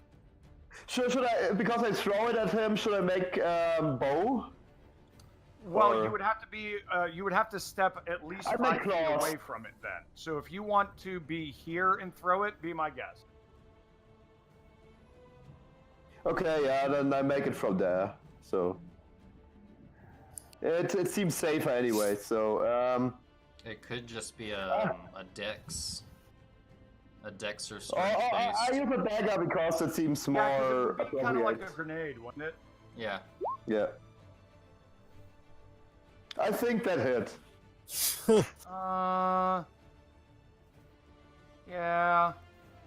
Yeah. We'll count that. No one Okay. Damn. Oh. Oh, wow. Yeah. So first, mark that thing off of your. Mark it off. Yeah. I still have an action, by the way. What's that? I still have an action afterwards, but yeah, just so you know. Well, that was your. That was my attack action. Well, Oh, you still have a cunning action, the thief. Cunning Oh action, yes. right? Sorry, I misclicked. Yeah. There's a cunning Okay. action still. So when So, you throw this yeah. potion and it shatters on this armor. Fortunately, none of it gets on Zerum, even though he has first eye effects of what is happening. The the armor itself stops moving, and all of the pieces of it start to expand outward. And it starts slowly, but quickly gains momentum. And within about the span of these 6 seconds, this armor basically looks like a balloon. And its feet and its arms are just kind of fluttering in the air as it's floating in front of Zerum. Now you see why you people need to drink the potions I give. Fleeks is having the time of his fucking life. Jesus. Holy shit. So this armor is basically floating in the air, looking like a rotund. Looking like what? A round metal balloon. Fucking Christ. I think we need to give Fleeks a minute. I did think that Fleeks was gonna drink it, so. That's hilarious. No. I don't drink ugly potion. Okay. And then can I do my dash action then? No, I don't do any action because Yeek is now not angry anymore, but laughing. Yeek is laughing too much. Zerum, you're slowly backing away from the thing in front of you. What do you do? And you hear Kenko laughing, like cackling. He's dazed for that, but then he heard about the commotion over here. He's gonna zigzag dash over here and chomp on the. Oh! Don't you kill the balloon? No, it's a balloon now. It's a It looks completely unfun, unlike the small one that has gouged into Aspen. Yeah, it basically has no movement. It's kind of useless right now. So you gave that to Fleeks, expecting him to use it on himself. Okay, to be fair, he did grab the ugliest potion, and I had to decide what I thought would be the funniest potion. Right. And I gave that to him. That's hilarious. Zerum, what's he go? 8 minus 3. Yeah, you're chomping at this thing, and it's barely. It's too small. And chomp above it. Too small for you right now. It's a little bit too small. However, it turns around and tries to take a swing at you. It doesn't like being chomped on by you. That's not nice. How dare you? How dare you, sir? How dare you? I feel withered now. And this is going to again be minus 3. And another That minus hits. 3. Oh. So that first one does 3 damage to you as it sticks its little sword. Basically, it pokes him on the snout. It did 3 damage. Yep. And Not the 4 damage. no, because it's minus 1. It takes a D4 minus from being reduced, and I rolled a 1 earlier. Okay, gotcha. All right, so let me see. I'm gonna go 1, 2, 3, 4, 5 in order from right. Now, I like to do a bonus action. Oh, bonus action, go for it. Yep. So Zarm's gonna try using the Quicksilver on the orb. Ooh, good. No, not. Oh, yeah, we don't know it. Okay. Zara, all doesn't check. I want you to make a perception check. That was a good yell, by the way, too. All right, hold on one second. And all right, very good. And at this point in time, roll 1, 2, 3, Zerum. As you're about ready to open your snout again to talk, you start getting attacked by various things around the room. Little little vials and books being thrown at you. I need you to make a dexterity check. Oh, that's a crit. Rough. I'm gonna count. So normally this is a D6. I'm gonna count this as a 2D6. So, Zerum, that's okay. You take 4 damage as various debris is flying at you from all directions, trying to keep you from talking again. It could have Dragons don't know of their dexterity. That could have been a lot worse. With 2d6. I mean, dragons aren't known for their That could dexterity. have been a lot worse. Yeah. And now, this giant creature, this giant stone golem, you hear this scraping sound of stone against wood upon the floor as it moves forward 5 feet. Its max movement. It moves forward 5 feet and it looks like it's coming towards... No. What am I talking about? It's not coming towards that. It's going towards Artie. Just gonna smash over here. Just Okay. imagine I would have used the potion on the golem. What's that? Just imagine I would have used the potion on the golem. You're laughing too much. And this poor guy, this armor over here, you just squeaking of as it's floating in the air, not able to do anything. Ayul! I just picture a tiny Kinku on the ground laughing, kicking. Yeah, kicking your in. Kenku friend is rolling around on the ground. There's a lot of weird things going on. Some of it dangerous, some of it not, some of it confusing. We've So, we've seen a lot of first of- weird shit. Yeah. First of all, did you check the thing I whispered you about? I did, and you do have that. Okay, good. You could inform us about what you have seen, or you could That's it. shrug it off. I'm not sure how to do that. I mean, I guess that'd be a surprising thing to just announce in the middle of combat. That might be fun. Like almost turning to balloons.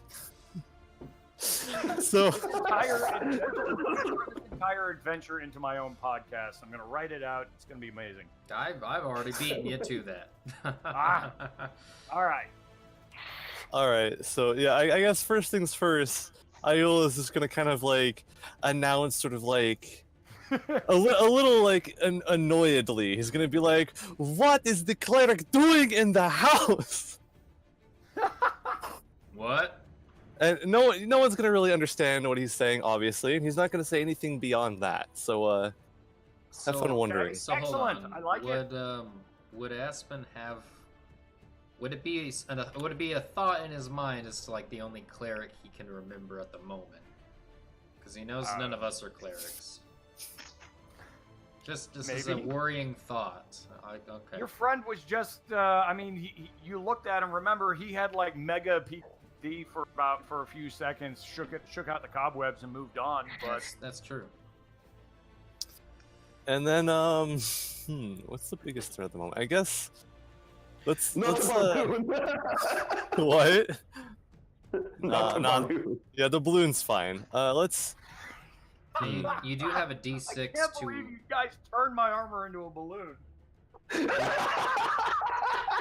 We are Sorry. full of surprises.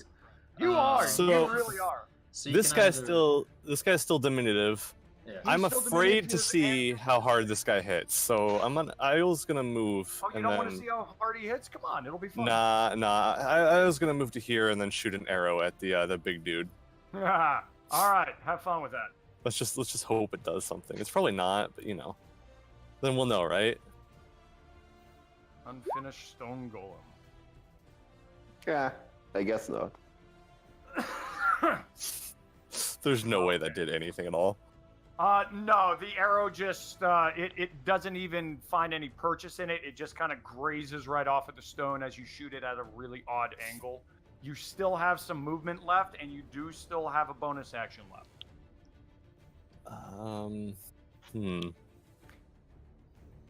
I'm not gonna do anything else. I can't think of anything that would be useful. Okay, understood. Laugh about the balloon. There is this giant stone creature lumbering towards you slowly and with great purpose. Lumbering Great is purpose. not so threatening as it's missing a leg and an arm, but you are fairly certain you do not want to see how hard this hits. All right, I know from experience, if stone? things missing a leg and an arm hit pretty hard, I wouldn't go near it.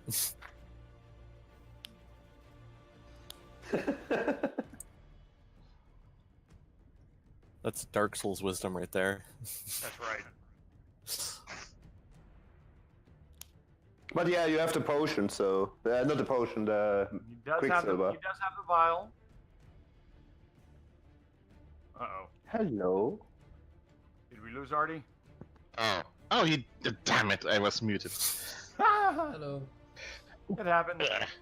Damn it. Well, I was going to say, how the hell does it walk with one leg? It is kind of limping along. It doesn't have the final foot created, and it's kind of an unfinished foot area. So basically, it's supposed to be chiseled in time, but the foot is not formed. So it's just kind of dragging this stone granite foot block along as its foot. I see. Well, anyway, I guess I'll throw that vial. I mean, I have a feeling I should not get close to that thing. Oh, you're going to throw the vial? You're going to throw? Okay, where are you throwing it? You're going to... Uh-oh. Oh, come on, guys. What am I supposed to do? I love it. I think Sarah knows something, but he can't tell you. Sarah knows something, but he can't tell you, so you don't know. So, the most use you would see is putting it on the golem, I guess. But you also know about the book and the body and the thing. Okay, Turnus is just standing there, sort of looking around the room, looking at everyone to see if there's any sort of hint of any first sort of advice coming forth from anyone. Okay. Artie, when there was a mention of use the Quicksilver on the orb, your eyes kind of snap around, and you're noticing now that those strands that you saw in the beginning when you entered this room, those thin spider-like silk strands coming from the orb, seem to be connecting in a web-like fashion all around this house. Some of them are moving, and they are moving in conjunction with the animated objects. That is to say, they are moving in connection with the spirits that are possessing the various items in the home. Now, these other strands, like I said, some were going through you. There's one heading directly into the fireplace. You imagine that these are the strands that are basically transmitting the different dimensions into the home. Oh, now it's clear what you... That's why I had Zion call out, try using the Quicksilver and the orb. Yeah, but that still gives me the problem that I have to throw it, and I don't think I will hit it. You can try to run past. You can try to run past. You don't have any spell slots anymore, do you? No, I should have one more. One more Enlarge Reduce. He has 2 level 1 spells. What? That other spell was level 2, wasn't it? Yeah. He has 2 Enlarge Reduce. So he does have 2 slots of Enlarge Reduce, but he casts 1. Yeah. So you could reduce the big guy. Possibly. Another way. Or you can just try to dash along. You could try to dash along and try to get past him and take one attack of opportunity to try to get it right directly on it. All right, then let me just run past it. Why not? Run past it. So you're not going to go across the fireplace. You're just going straight in the direction of the orb. Wait, what do you mean run across? You can make a newt, kind of a U around the guy. You can. Yeah, you don't. That's what I mean. Like, okay. So walk the around second him. that you hold up. The That's a little second bit too that much you go space. past this guy, you are going to get swung. Oh shit! You are going to. Right. It's okay. I like this. I'm okay with this idea. So you are going to get swung at by this diminutive armor. Oh, right. He's small, isn't he? This is a -3. I don't think he hit Okay. you. Well, I It think doesn't catch you in the slightest. It tries, but it completely misses you. It's distracted by the large dragon. I don't think All he right. has to roll attack of opportunity if you're just getting if you're getting locked But in he's running with him. past him. I thought it was moving out of the space. Yep, Isn't- it's moving. Does he have more than 30 feet of movement? One. I don't want to be that guy, but Oh, it's okay. 5, 10, 15, 20, He 25. could do it 30. So if Artie, he you can- dashed. If he used his action to Yeah. dash, he could continue moving. that's true. yeah, if you use the But dash, then he has no attack more. Yeah. So if you I'm sorry. yeah, so you could dash Then right can to you- here. Yeah, but can I still use the vial and the thing then? It has a free action to just kind of smash it into the orb. All right, then I'll do that. Yeah, let's do that. Okay.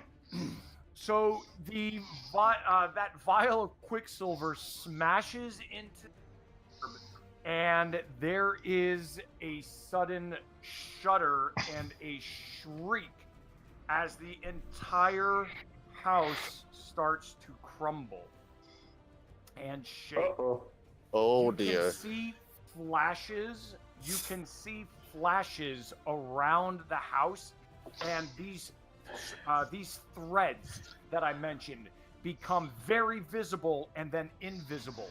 The ball, the orb of blue light, is moving and pulsing in and out with each throb of light, and the creatures, the animated metal balloon, the diminutive armor, all of the various creatures possessing the items inside of this room, and yes, even the giant stone golem.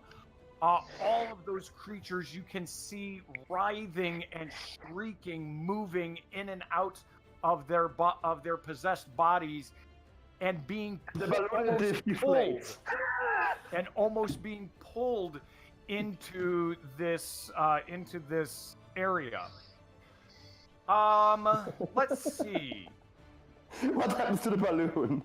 In these flashes, the passageways around you, these particular arches that lead into this room, you can see flashes of light, kind of like each one acting as a portal. For a split second, a portal opens and then closes. You see dry areas and sandy desert. You see windy, cold mountains. You see waters and fire. Every sort of possible dimension is flashing in and out of these portals. And the five of you, as you're looking around trying to take in what is happening, when you look down this passageway, you can see the terrified image of Tulane looking around at the statues, at the windows, at the fireplaces as they're bursting and gouting out flame. And she runs off down this direction. She runs off down this direction. Mr. Smith. What's funny is at this angle, Aspen can't see that. He's getting like flanked right No, now. she's not. So she tries to move down, and she's gripping at these front doors. She's gripping at the doors and pulling at them, but they're not opening. And so she runs off to the left. Okay. Oh, There is going to be one more moment of action before the creatures are fully removed from their possessed bodies. Aspen, it is your turn. Everyone just saw something very interesting down. Yeah. Oh boy. Oh, there's this woman. Let's see here.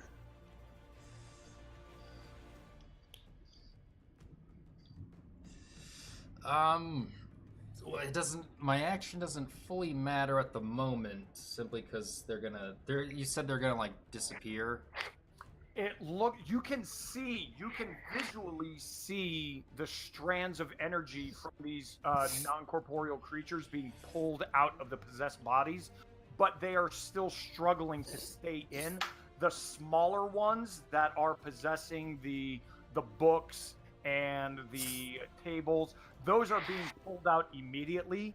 The slightly larger ones inside of the metallic armors are, as well as the one inside of the, struggling to stay in. I'm gonna. However, they don't look like they are any sort of a threat as they're struggling too much. But I still want to keep us on initiative to keep it. Imagine that this is a timed event, and I want to keep this moving swiftly, basically. So, I'm going to look at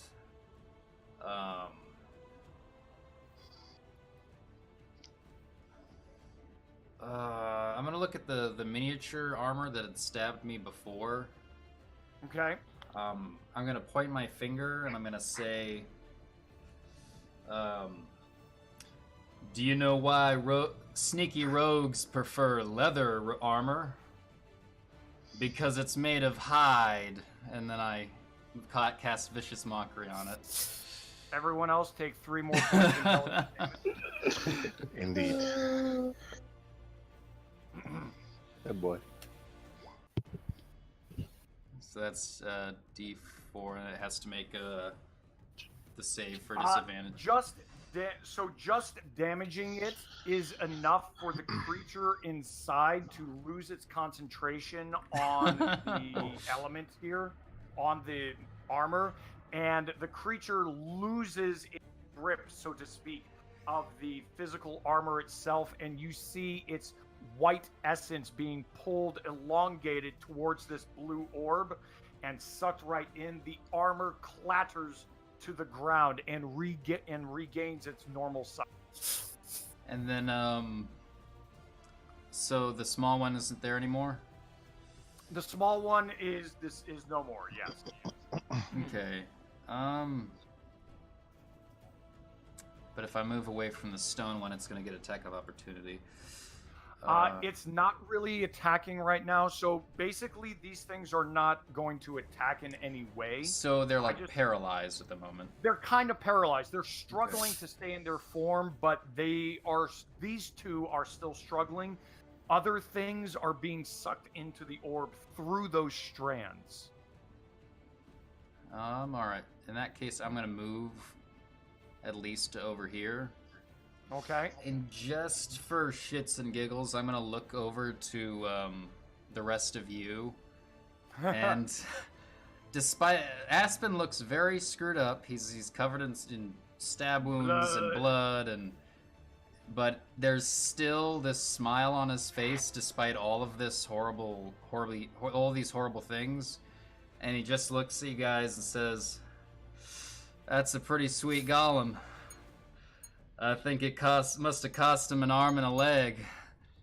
And then that's the end of my turn. Ayul dies instantly. Everyone dies inside. Total party kill. Oh, okay. That's all. That's my turn. That's all I can do. All right.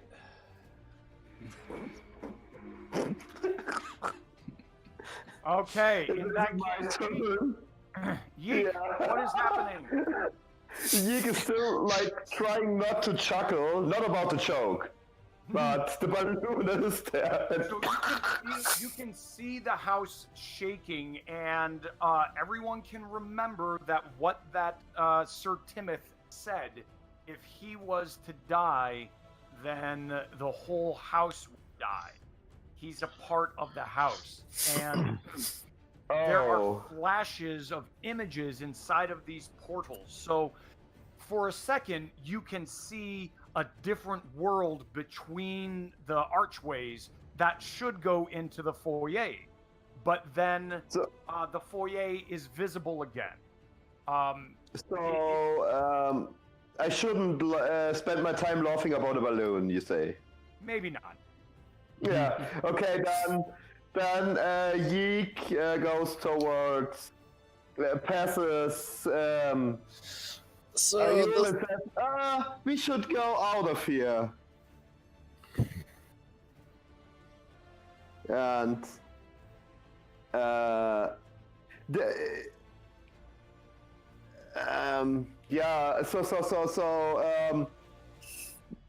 and sorry. So, and why does it? How far is it to this down here? That's not my action, but 5, 10, 15, 20, 25, 30, 35, about 40. So I could only run to here. About 30. Yeah, you could get to about there. I could make I would go towards the exit. Okay, cool. The second you run through, run through that portal, you come out right up here. Oh, what happened? And then I make a call from the beginning. Every time you attempted to enter this room, when it looked like there was nothing in there, you ended up in a different place. Oh, crap. Through the fireplace? Yeah, I don't think Yeek would think that fast, but still has a dash action, so... No, Aspen's saying that if he sees you doing this. Aspen's saying, through the fireplace! Yeah, we are going through the fireplace then. So actually, it only confirmed that the portals are still active, so... Yeah, through the fireplace. Alright. Zerum! Through the fire Your and little the Kenku flames. friend, he tried to run down and appeared in another part of the room and then said, "Rock!" and jumped through the fireplace. So this whole sphere seems to be shuttling, and it seems like the house is disintegrating. This sphere is shuddering. The strands are breaking and sucking in all of the different dimensions that had exploded from it earlier. All of the different parts of it are being sucked in, yes.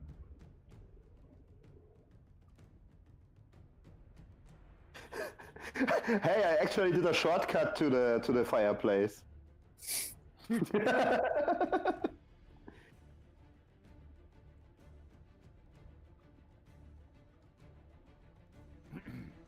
These portals still seem to be active, so... They are active, but also recall that you are seeing different things. When you're not seeing the entryway with 4 statues, you're seeing entirely different dimensions. Yeah, it's entirely different dimensions. So it's either wait to see what happens next, or if I had Arcana, I would try to reason out what's happened, if I had a sense if it was going to completely collapse on us, or could actually flee. That is entirely... Do you want to roll Arcana? If I could, but I don't actually have it. I don't have it. I don't have any proficiency. Give it a shot. Okay. Yeah, you can do them without proficiency. Your character might know nothing about Arcana, but yeah, that's an intelligence check, though. You have a feeling that all of this house, the structure of it was remade, and you can tell that by the fact that the man was now a part of the home. He became a part of the portal to move around the house. This entire structure itself is physically unstable. It cannot remain as it is because the thing holding it together, this orb, is becoming distressed itself. You do not think that you should stay in here. However, I want for you to make a perception check. All of us or just him? All of you that are in there. Yeek, not you. Oh, Yeek not percept. Oh.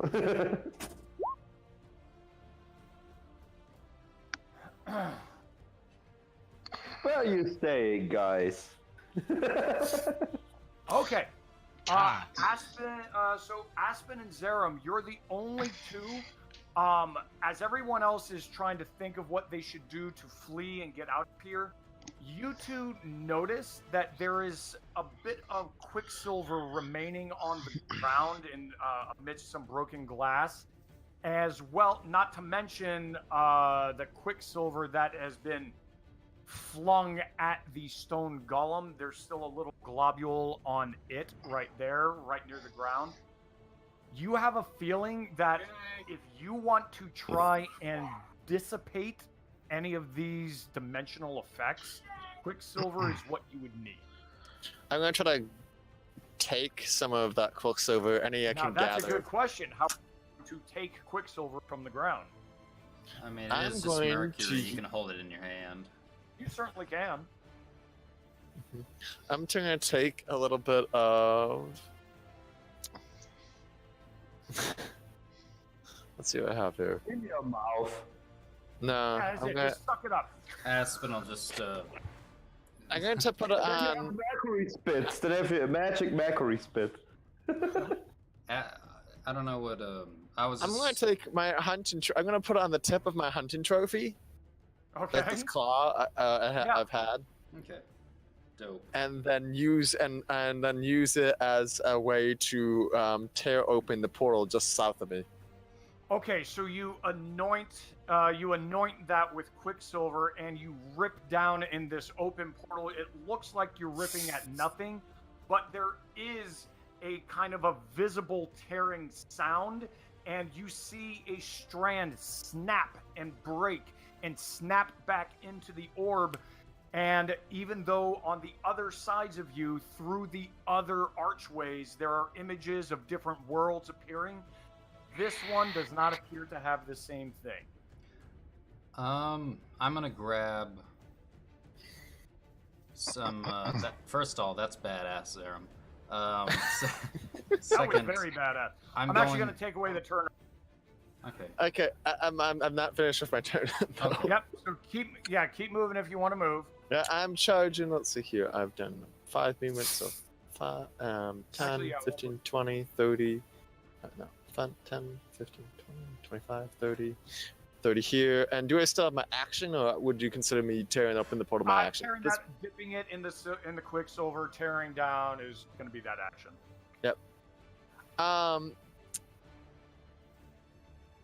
As I charge away, I'm gonna be like, "Get the quicksilver from the goblet." Actually, I'm gonna try that a little bit better. Get the quicksilver from the goblet. All right, Ayul, you're going to be moving next, and then I'll do Artonis, and then I'll break all of the initiative order. Idol is actually going to follow Zarum. You're going to follow Zerum, so you're going to go through the doorway that he went through. Yes. Okay. You're going to go through the doorway that he went through. Understood. Go ahead and place yourself. I think your movement is, what, 25? I'm not sure what it is when I'm not flying. Yeah, let me double check. You are...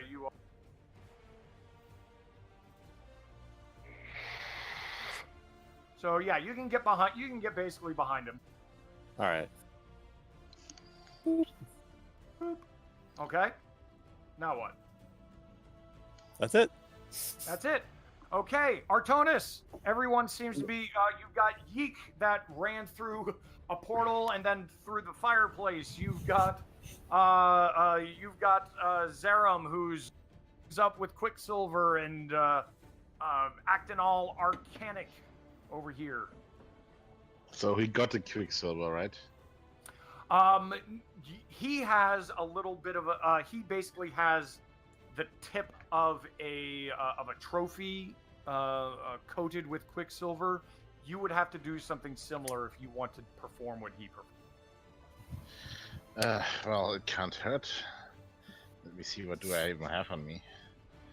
And you do still have prestidigitation. If you want to say you can move it like, you know, Magneto moving balls of iron, you could definitely. That's so cool. Jeez. That should be a spell. I feel like that would work as a spell. I think it would, but prestidigitation is technically just moving small objects and quickly. Like, I will Like ball bearings. Or ball bearings, yeah. I'll take a small knife and dip it in. Small knife, dip it in some of the remaining quicksilver on the floor at the bottom of the orb as it pulses above you. All right, what next? Now I'm running after Zoram. So you're gonna run. I love that we are just gonna leave Fleeks to die in this. Yeah, place. that's what I've been thinking the entire time, but it hasn't been my All turn right. yet. So you can basically get to this side, or you can get behind. You can get around that area. And Zerum is over here yelling to get the quicksilver from the goblet. Just as a reminder, you're not too sure where your Kenku friend got the quicksilver. I know, but we do know those. Zom does still have those quicksilver in the goblet. Yeah. All right. Aspen. So you are the only one remaining in the. Okay. So I want to. You said that the images in the fireplace are flashing. In all the doorways. Yes. So in all of the doorways, they are flashing.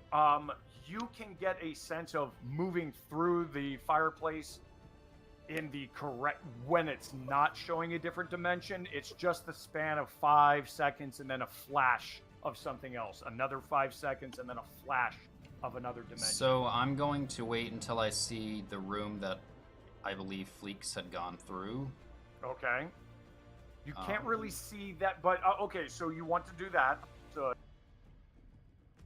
So would I be able to know that or understand how to do that? Yeah. You definitely can. No need to roll. It's do I see the moment I see a room that has like Yeek in it, or yeah, if I see a room that because it's only been a couple seconds, if I see Yeek, I'm gonna jump through as quickly as possible. Okay. And I'm gonna before that. Sorry. We'll say I dipped my rapier in the quicksilver, but I'm sheathing it, so it's not gonna hit the portal. So you're not gonna slap. Aha! Yeah. Got you, fireplace. All right. So you've got your rapier dipped in quicksilver on from the stone statue. You go through the fireplace, and Fleeks, you see it's been a few seconds. No one else seemed to be following you, and you were looking around, and your Tabaxi friend pops out. The second that happens, the man in the wall, Sir Timoth Zadrian, he grips with his right hand still stuck in the wall. He reaches out to grab at your cloak on your shoulders and grips it tightly like a death grip. And he starts, and you can hear him start to whisper. Yes. He tells you, you must find Katavi. She lives as well. The Cerulean Peaks. Only they. Okay. And that is it. So, and Yeek is Yeek lays her talon, their talon, on like the shoulder, and says, "We're so sorry, couldn't help you." Flee now! And then they jump through the portal. Wait, hold on. I'm gonna grab that motherfucker. Hold on. Can you give me the information he gave me via text, please? Eclipse? I'm gonna make sure you Thank you. Both. I'm gonna make sure you have it. Okay. Do I know that his health is what's contributing to the majority of the collapse of the house? Or you can see that in a way, yes. but you can see a giant strand of blue and white being pulled from his body. Like, in essence, his soul is being pulled from his body. So it's not a physical affliction. Hold on. I think I know what Aspen wants to do. Okay. Aspen's gonna cut the tether with the rapier. So he's gonna close. Seems like a good idea. He's gonna close the portal that goes through him. He's gonna put his hand also on his shoulder and cast Cure Wounds, in the hopes that he might live or have enough strength to keep the house together. Okay. So I'm gonna cast my last first level spell. Even if it doesn't work, it's what he's gonna do. He's gonna cast his last spell after he cuts the tether to the. Yeah, while Yeek already gave. That's cool. You're doing that while Yeek is like mourning about the guy. That's right. And Aspen and Artonis. I have the deck of cards. Artonis, I didn't give this to you. That was my fault. I want both of you to draw one. That's whatever hit points he would gain back. But what? So I want you to draw one card and keep it for yourself. So I'll destroy this one. Okay. All right. So you guys have that. All right. So you see a smile upon his face and a large shudder. And the house seems to slow down in the shaking and the movements and the jostling. And he looks up towards you with as much of a smile as he can manage. And he says, "Thank you for keeping my soul intact. I will make sure that you all can escape. And but please hurry." Aspen just responds with, "I'll see you on the other side someday. Until then," and he does puts his two fingers on his head and does "I'll see you later." Yeah. And I'm gonna grab that motherfucking Kinku and run like hell. With my rapier somewhat ready, so if I encounter any realm tears, I can hit it before I hit it. So. Eclipse, before you do that, I also give this guy the vial of sleep, the vial of sleeping potion in the hand, and say you know what to use it for. Yeah. And then go outside. That's awesome. Look at you guys. I'm gonna give everyone's inspiration. This is sweetness. Okay. Yeah, the valuable sleeping potion, man. So tell me. So before I get to the other three. Tell me what you two are doing. After he gives him the sleeping potion, I grab the Kinku and I run with my sword ready to hit any realm tears or portals that might screw us up. Because there's still pockets of that time distortion, so I don't want to run into those. So you're going basically. So take a look. So you're running down the hallway. You're passing. You're going to be passing by the stairs. Yeah. Okay, so you're going to be passing by the stairs, and you're going to go through this door. That was the door. That appeared right. Balcony door. I would recommend you the balcony door. Well, if I know there's going to be a portal, and I just stab it, and it becomes normal. So you could do the steps. So on these steps, looking down, you see a lot of darkness. But if you were to approach the steps and swipe down with your quicksilver-tipped rapier, you'd be able to rip that and allow the stairwell to be used. And what was the other alternative? Is to go through this fireplace. And this fireplace is the one that connected with this fireplace in this large room on the first floor. Let me zoom out real quick. Sure. So I have to remember where all the portals are. Well, basically, I mean, you can say if that's the way you're going, if you want to make it out the way you came in, that's okay. That's all I just need to hear. I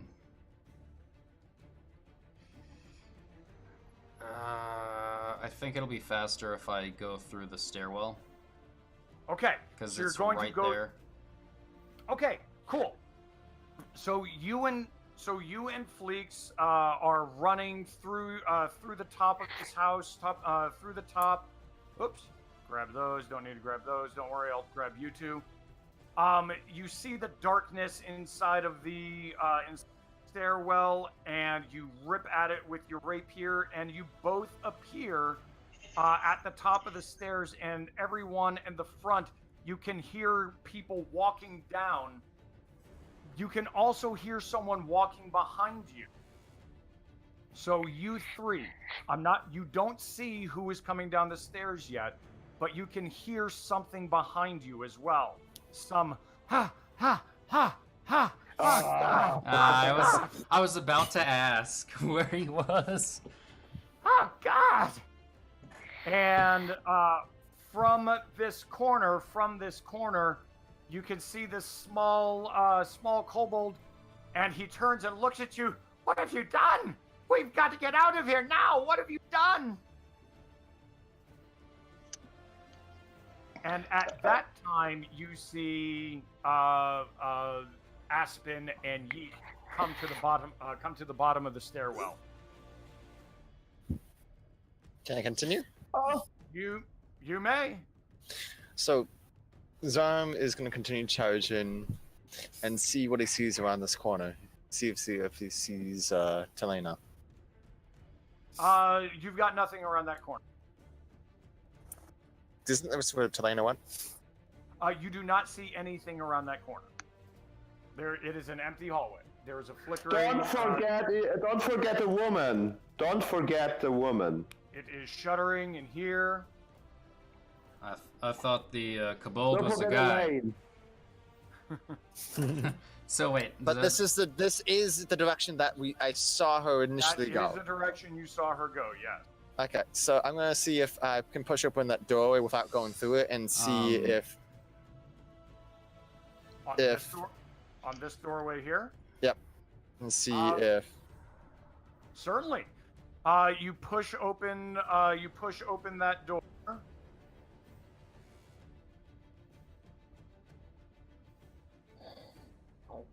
Pushing open that door. Come here, my love. You see. I heard that. Yeah, right. You see Telane is over here, and she seems to be struggling with a single living armor. It has gripped at her, and you can see the creature or whatever spectral thing inside trying to reach out of the armor and onto her. Okay. It looks back. The creature looks back to you, and it jumps out of the armor and slams into the door, pushing you back, and the door closed. Would Aspen see any of this? Nope. Okay. But I do see them like running into a different direction than the front door. Sam's gonna roar, take out his hunting trophy to be ready to slash the creature, and barges in. You'll need to make. So you're just going to barge in? Well, if use the freaking claw. Well, because if it doesn't lead to a different room, does it? Not when you last opened it. Nope. So basically, I'm going to make sure that it's But like, okay, so when it last opened, okay, then I'm going to use the claw to slash the trophy to slash to cut away because it led to the room directly behind the door to make sure there's no portal in my way. You're going to cut the door? Yeah. Okay. Cutting the door, you hear this screeching sound, and the door is able to easily be moved. And you see Telane sitting just back away into a corner near the windows, just looking terrified and looking around as all and practically everything is shaking around her. And then she sees you, your giant dragon form, bursting through, and is just terrified. She has this horrified look on her face. Yep. Is the armor still coming after her? No. The creature that was in the armor jumped into the... Does Aspen hear her, like... Yeah, you'll hear definitely hear a scream. At this point, I think Aspen is gonna investigate. What does he see?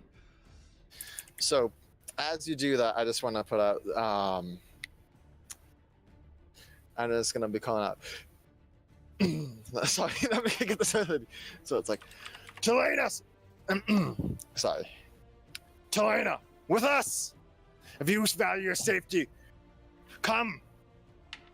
That was really good. That was like a completely different voice. And she's looking terrified. What? And she screams out, "What is happening? What is going on in this place?" And the whole place. Sorry. Yeah. Art. And the whole place is falling apart. Quickly. And that was actually able to be, and she comes towards you guys, and she looks off and past the Dragonborn, past the dragon. She sees the Tabaxi as well, and is looking extremely confused as to what everyone is doing here and why. How do we get out of here? Follow us. We'll lead the way. Aspen will... he's like, what the in his head he's like so confused as to why she's here, but he's just like, screw it, and he's gonna walk up, grab her hand, and just say, come with me if you want to live. And we're just gonna run to the goddamn... Come with me, Rose. Run. All right, Ayul, Artonis, Yeek, let's go with Ayul. So you see everyone rushing down. You can hear shrieking and screaming, and what is going on? And you can hear Telena, and suddenly see her come across the front. What is happening? What are you doing? Ayul's basically just standing in the hallway. He didn't follow Zerum after he went to the room down there to find Helene. He kind of just stayed where he was, waiting for Yeek to come down the stairs and glaring at the kobold. Yeah, and you've got a kobold friend over here. So when everyone comes back, he's like, "Okay, good. Don't have to worry about the woman anymore. That's good. Let's get out." And then the little kobold turns. Well, how do we get out? This whole place is falling apart. Ask the dragon. He's the one doing crazy shit. Come with me if you want to live, and I'm gonna stab any portal that might be in front of the door, and open it up for everyone to get out.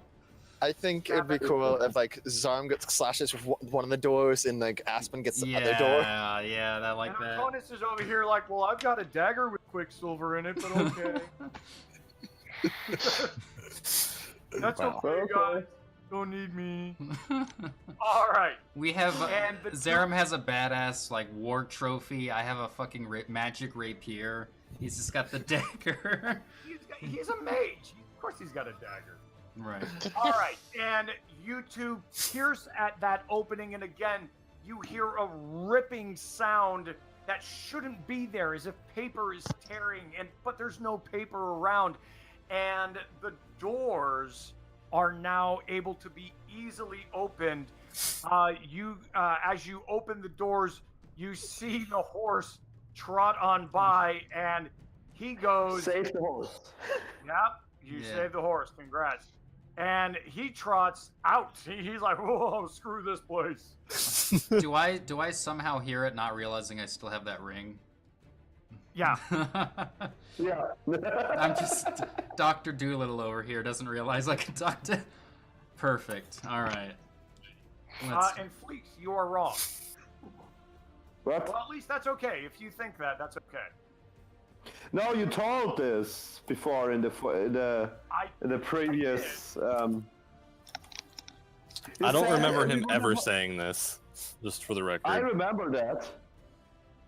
I just remember that everything that was happening inside the house was inside the house. The maze is not inside the house. Yeah, I But we don't. also opened portals outside, and he said we would have a lot of fun in the maze. I said you would have a lot of fun in the maze. I didn't say what. Okay, should we attempt it then, Tweets? That's up to you. That's up to you guys. I'm going to.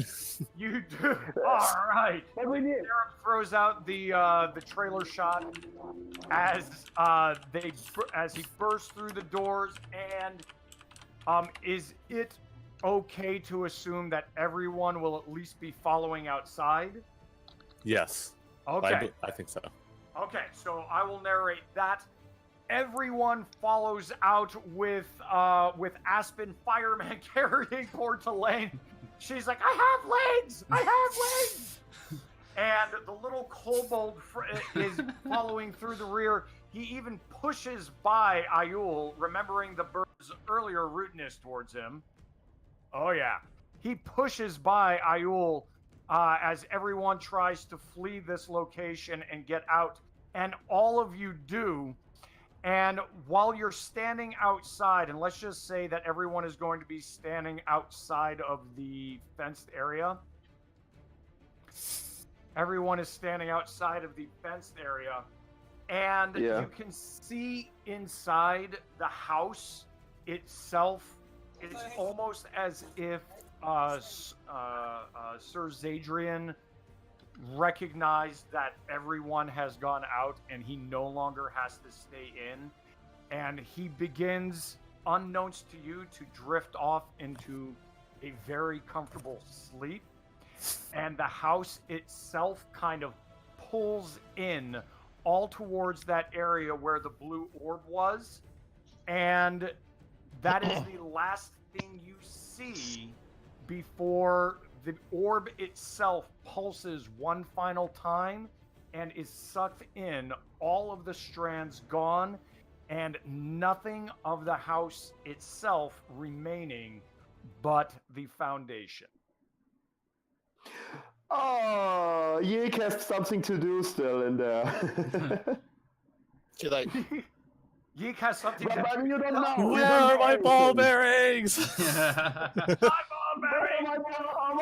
bearings. No. He's just crying out. No! But yeah, Eclipse, can we still go to the... My apologies. I look should at the also chest? point out that the other buildings, these other buildings are all doing the same thing.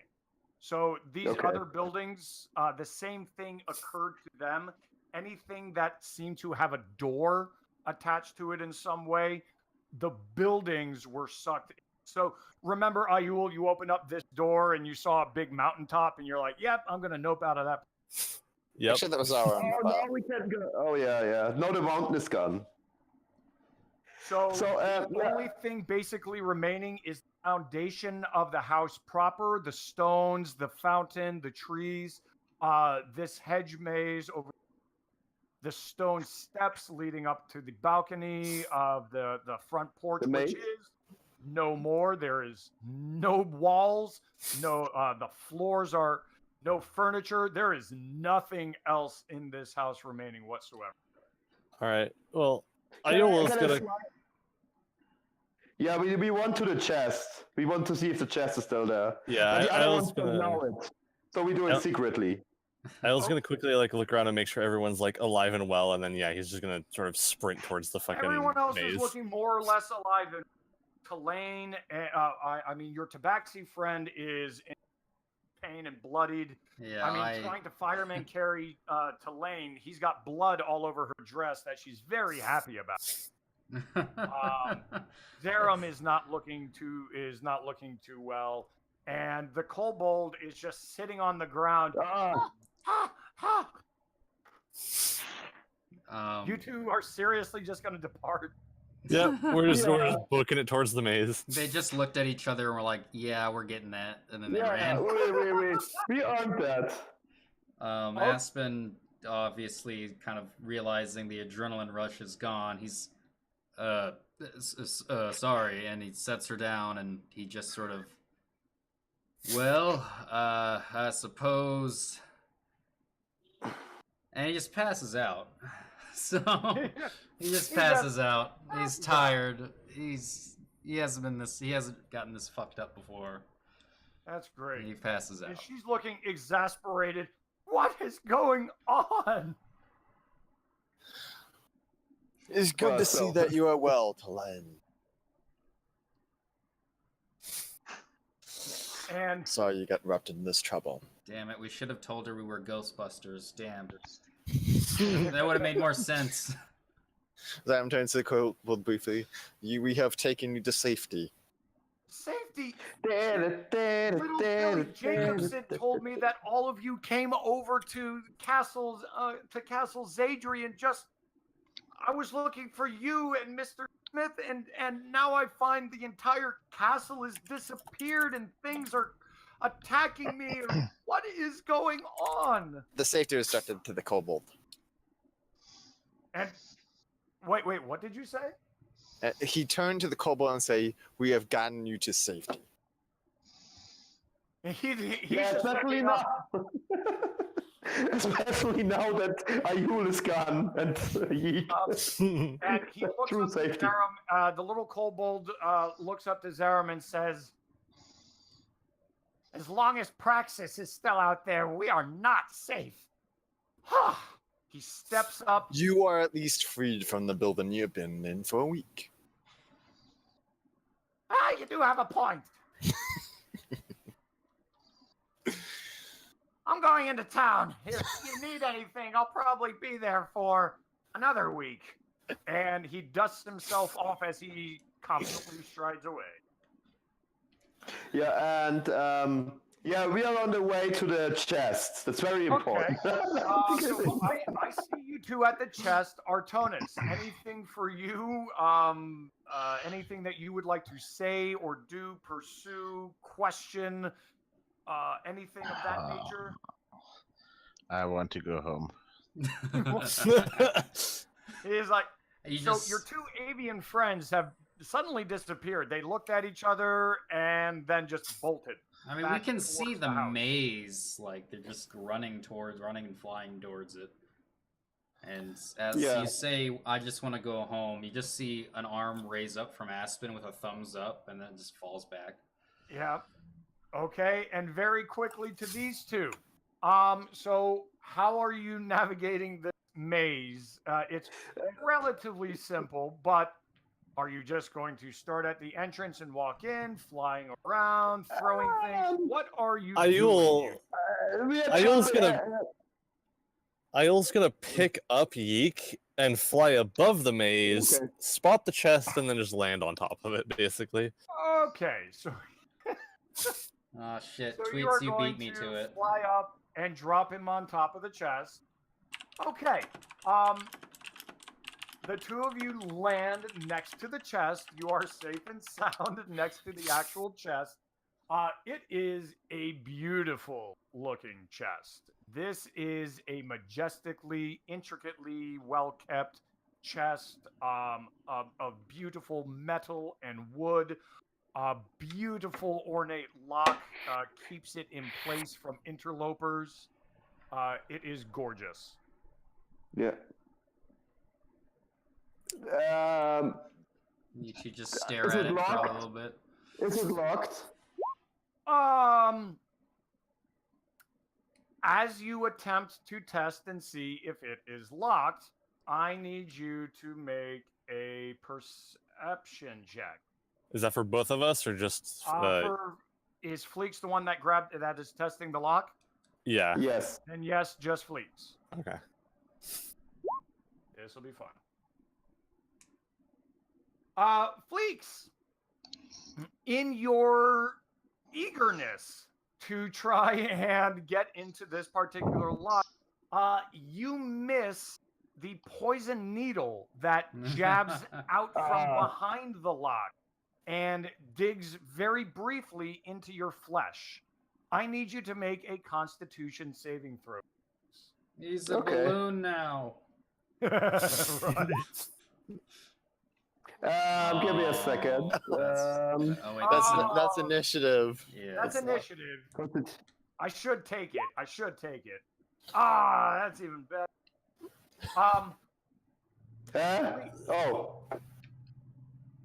You are going Yeah. to. You are actually going to lose 1 point of Constitution. Oh, Okay. Oh, That is harsh. for. In essence, it is a permanent change. It can be Yeah. fixed through prayer. It can be fixed at a temple, and Oh yeah, we have a temple. yeah. damn. And the fun part was, I was hoping you would do this at the beginning of the game, so you'd be going. But you can essentially go back to the temple and be like, "Yo, take this." But it will cost some cash to do. But for right Yeah. now, you are -1 Constitution until you get a wish, restoration. You pray at a temple and get some healing, something like that. Okay. Yeah, so I reduced Constitution to 12 now. Okay. Now, yes, it is locked. I use my thieves tool. Okay, go ahead and try to Yeah. unlock it. Okay, my thieves tool. Just give me a second. Why would there be a chest in the garden? Ah! So, thieves tool. Ah, It's not coming unlocked. This is. I think you might still be in a little bit of shock from earlier. It's Yeah. not coming I'll unlocked. see. I want to examine the lock and like get an idea of what it looks like. The lock itself appears to. There's probably some sort of unique key that could be used for this. But a key with a potentially long shaft. Actually, the lock itself is large, and it seems to go deep into the chest itself. You would think that a normal key would probably go in maybe an inch, maybe 2 inches at most. This one goes back almost half a foot. Use your tail! Use your tail! Go for it. Please. Real quick. Yeah. Just for Tweets' benefit. Did he ever use my Bardic Inspiration D6? Not yet. He did not. He still has a D6. Then you on still any- have that, so. I know, I still have it. I mean, if you want. Try to use your tail. Like the one I time. suppose you would be proficient in tail use. I'm Yes. going to do this. Oh, how evil is Eclipse? We find out today at 12. Let's find out. Dexterity is a probably, In I guess. this, go ahead and roll a D20. And what should we put that? I'm not Should too be sure. should be Dex because he's a Dexterity. dexterous Dex, tail. yeah, do dexterity. Dexterity save. Let's make it a dexterity save. A And dexterity save. Yeah. Yes. All right, so am I just rolling a d20 then, or am I clicking Yeah, on the make dexterity? we'll make the dexterity save. So I think Okay. that should be on your character sheet. Yeah. Wouldn't it be a dexterity ability check? Yeah. Yeah, or dexterity. You're right. A dexterity ability check. Okay, so am I just clicking the dexterity then? Yeah, you click dexterity. Mhm. Nice. Oh! Add a D6. Add a D6 Oh! And yeah, add a D6 to it too. just Oh, to make Lord, it more okay. ridiculous. All right. You're gonna Oh. blow Yeek's mind. That's a 26. So, okay, I want you to describe what just happened, how this chest was opened. Like, Fleeks pulls, grabs at the lock and moving his fingers around his little fingers and he's got a poison needle in the flesh and he can't unlock it. And you just what do you do? Oh, jeez. So Ayul kind of crouches and looks at it for a minute and thinks and is like, in his head, he's like, this is a terrible idea, but I'm feeling confident, and he just shoves his tail into the lock. And surprisingly, it unlocks, and he's just like, "That wasn't supposed to happen." It was bardically inspired. Yeek, yeek my best tool. Yeek my best tool. He looks at Yeek, and he's just like, I meant for that to happen. Yep, that was totally skill." Yeek's mind is blown. I was so excited. He used a tail in ways Yeek never could imagine. So, now to the interesting part. What's the content that he tailed right now? Okay. So when you open this up, there is this beautiful bright light emanating from inside. I mean, if you've ever seen Pulp Fiction, it's going to be a lot like. Okay. And, hello. Okay. Yeah. I'm sorry. I'm very confused. Maggie just did. Hello. It's a what? You're cutting out a bit. Sorry. She's showing me her tub faucet. And that's not a euphemism. That's what's inside the chest. It's very, very shiny. Okay. No, you guys sorry. look at it confused. When you open up this this chest, there is a beautiful, beautiful light, and there are only two things inside. And I want for you both to roll an Arcana check. Arcana. Yeah. Our two most scoundrel party members are gonna steal some loot. Yeah, Artie's over here like, I could help if I was there. Oh. Oh no. Okay.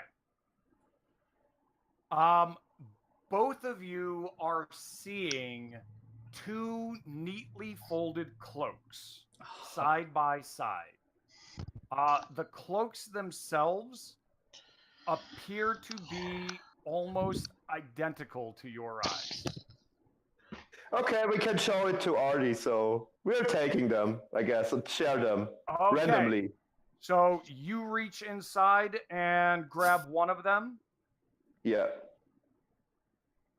Okay. Yes. I want you to tell me, do you grab the one on your What? Which one do you grab first? The one on the left or the right? The one on the left. The one on the left. Okay. The second you grab that cloak on the left, the one on the right completely disappears. Oh, guess there's no one. He looks at. Two choices. I destroyed your cloak. You The destroyed his disappointment I feel right now. It's not describable. He looks at you and be like, let's go to Adonis with it and then decide where to get it. Let's just bury it. I don't want it anymore. Oh. Okay, let's go back to Artie. Okay, you two scramble back, looking like both equal parts happy and sad. Artie, they have handed you this very beautiful looking grayish green cloak. It looks like it could fit a medium-sized creature well. There is a tinge of magic about it. Check it, please. What is this? Adonis, what is this? And we lost him. It's okay. We were mostly playing with you. Are you muted again? Adonis? Is Tulane healing me at all? I'm pretty fucked up. Or wait, yeah, she was a cleric. She will be healing you. It doesn't look like Artie knows what's going on. Sorry. Oh. Okay. How much does? Wait, do we have Artonis? Yeah, I see his bubble pop up. Artonis, we see your bubble. Sorry. Can you Okay. What? You see my bubble pop up? Yeah, we see your bubble. So yeah, we talked to you and we asked you if you can check this cloak.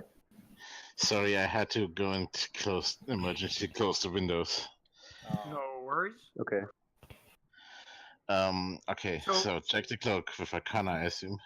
Yeah, with Yes. Arcana. So they found that chest and they managed to somehow open it up, and there were two magical Somehow. cloaks inside. Yeah, there were two cloaks inside, and they grabbed one, and the other disappeared the second that happened. And this is the one that they had grabbed. Well, I assume I know everything about it now. Let me see. What did you roll? Oh wow, look at this. The only thing, so you don't know everything about it. You do know that there is a transmutation spell, or there is an enchantment on this. However, Transmutation. when you are holding it, it feels very cursed. I'm throwing the thing back into the chest and slamming it closed. You're So not this taking is, this. you're We not keep you sure from doing exactly so. what this does, but it does feel like this is a cursed item. Yes, I'm throwing it back into the chest and slamming it close and telling them that No, But I no, can't the have Kenku it. keeps you. The Kenku keeps you from doing so. We bring that to the temple. Sorry. This is valuable, at least. Yeah, so the Kenku jumps up and just grabs the cloak back from you. No! We So- just showed it to you. suit yourself, Hang on, little I- bitch. I unlocked the chest. I think I should have the cloak. We should get it to check anyways. You know what the Kenku does? Okay, and throws it over you.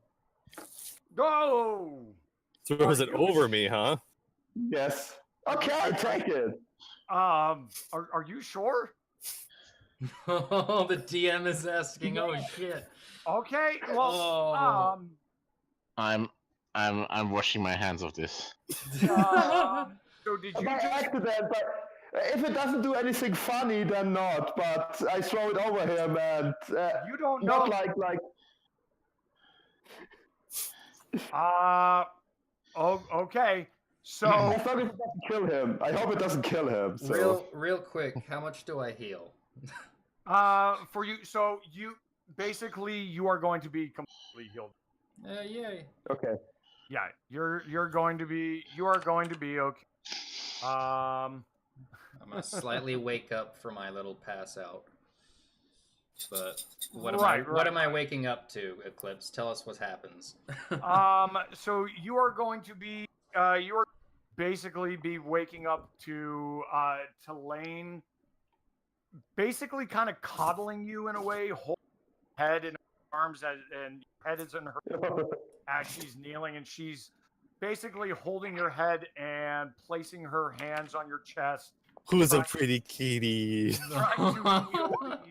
Trying to heal the sword wounds inside of you that have basically adorned you. I pretend as though I'm still passed out, and I just sort of smile a little. But anyway, you can see her head. Everyone else notices her head tilts as Aspen begins to purr. I have to roll a con save to see if I do that or not, or if I can keep it in it. Yeah, right. Here. Here. There. Did I do it? No, I didn't. Yeah. You are purring like a chainsaw. Shit. I'm trying to be manly, but it won't work. No, you are purring. That's hilarious. This is great. All right, but what dark, terrible things is Tweets in for now? All right. Geez. So you have this cloak over you now, and Tweets, Ayul feels this kind of twinge and flush of magic rush through him. You know, all of his feathers are standing on end. His tail perks out real quick, and then it's over and done. You don't feel any different. But you have a pretty cloak now. Yeah. So, tweets. Sorry. Tweets. Yes. Ask Ayul how he feels. Ask myself how I feel. No, I'm sorry. Fleets. Ask Ayul how he feels. How Actually, do I you want you feel? to ask, do you feel okay? Do you feel okay? All right. Tweets. Or Ayul, I want you. Ayul, you okay? To roll a wisdom save. Wisdom save, great.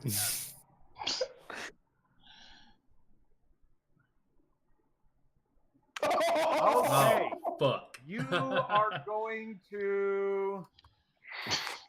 are going to take 5 psychic damage as when you attempt to answer a yes or no question, you need to make a save in order to do so.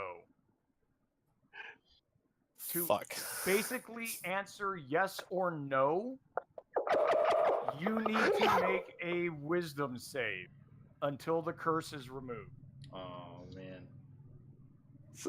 Are you drunk? So, how does psychic damage work? Do I just take that away from my hit points? It's Psychic Yeah, is it's gonna just be a flavor. It's just a flavor. it's a Okay. type Yeah, of but it damage. is- It's but- what.